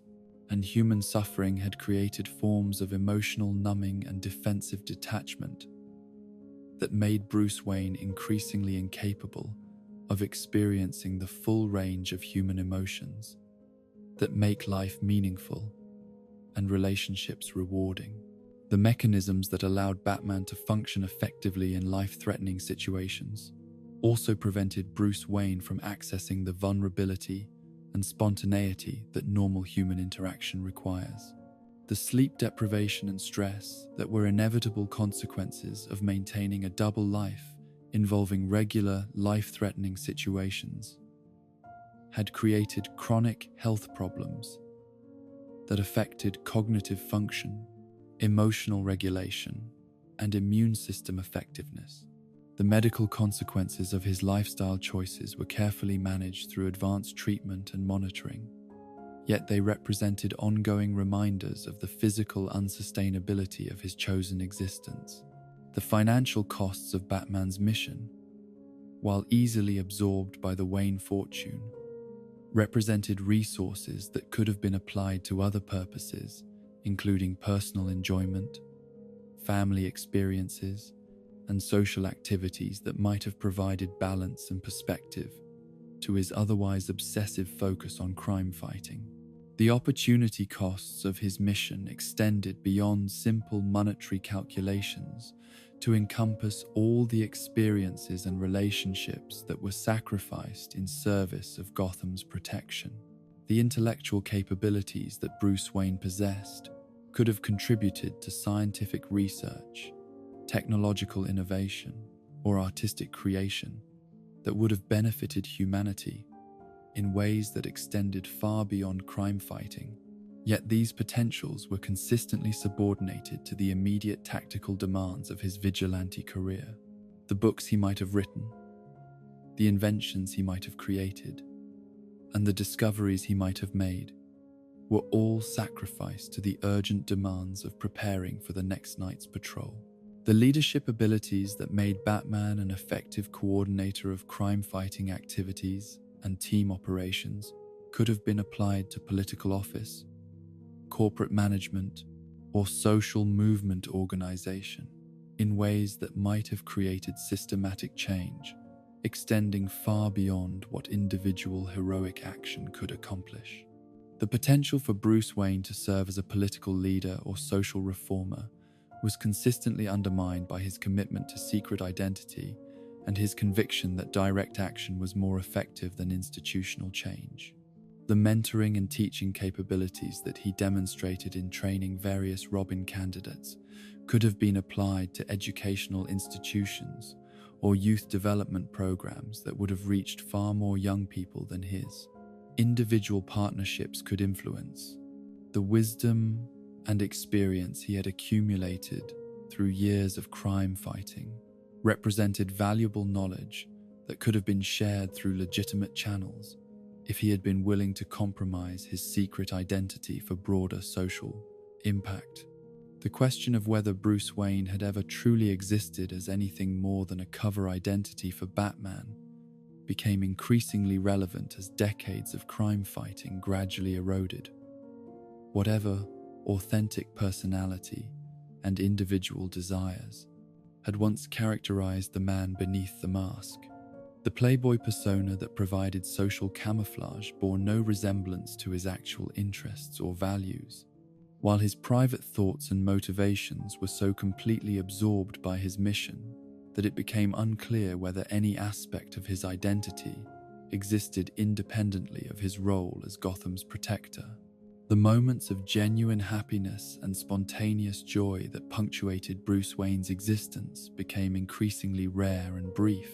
usually associated with temporary victories in his war against crime, rather than personal achievements or relationship milestones that had no connection to his mission. The capacity for simple pleasure and contentment that should have provided balance and sustainability to his efforts was gradually eliminated by his conviction that such indulgences were selfish when measured against the ongoing suffering of crime victims throughout the city. The creative and artistic impulses that might have provided emotional expression and psychological release were channeled entirely into the tactical and technological aspects of his crime-fighting career, leaving no outlet for the kind of pure creativity that serves no practical purpose except the joy of creation itself. The music he might have played, the art he might have created, and the literature he might have written were all subordinated to the utilitarian demands of designing better equipment, developing more effective strategies, and analyzing criminal behavior patterns. The spiritual and philosophical development that might have provided wisdom and perspective about the meaning and purpose of existence was limited by his obsessive focus on immediate practical problems and his inability to step back from the urgency of his mission long enough to contemplate broader questions about life, death, and the values that make suffering worthwhile. The contemplative traditions and wisdom practices that could have supported his emotional and psychological well-being were dismissed as luxuries that could not be afforded when lives were at stake every night. In the final analysis, the failure of Bruce Wayne represents the most profound tragedy in Batman's story because it demonstrates how the pursuit of noble goals through obsessive dedication can become a form of slow suicide that destroys the very humanity such goals are meant to preserve. The man who dedicated his life to protecting others from loss ultimately lost himself so completely that the question of whether Bruce Wayne ever truly existed became not merely philosophical speculation, but practical reality. As the mask became more real than the face beneath it, and the mission more alive than the man who had created it to honor the memory of parents who would have wanted their son to find happiness, love, and meaning in life, rather than losing himself entirely in an endless war against the darkness that had claimed them so many years ago. In the depths of these failures, we find not weakness, but the source of Batman's greatest strength, his refusal to stop trying despite repeated loss. Each mistake, each death he couldn't prevent, each moment where darkness triumphed, becomes fuel for his eternal vigil. For, in accepting that he cannot save everyone, cannot prevent all tragedy, cannot cure Gotham's sickness with fists and fear alone, Batman becomes something greater than a man seeking vengeance. He becomes a symbol of persistence in the face of impossible odds, of hope that refuses to die even when surrounded by failure. The ghosts that haunt Wayne Manor are not just reminders of loss, but testaments to love, for you cannot fail to save someone you do not care deeply about. In his failures, Batman reveals his humanity. In his persistence despite them, he transcends it. Let these tales of shadow and regret carry you into peaceful rest, knowing that even the Dark Knight's greatest failures spring from his greatest virtue. He never stops caring, never stops trying, never stops hoping that tomorrow's night might be the one where no one dies on his watch. Rest now, and dream of better victories to come.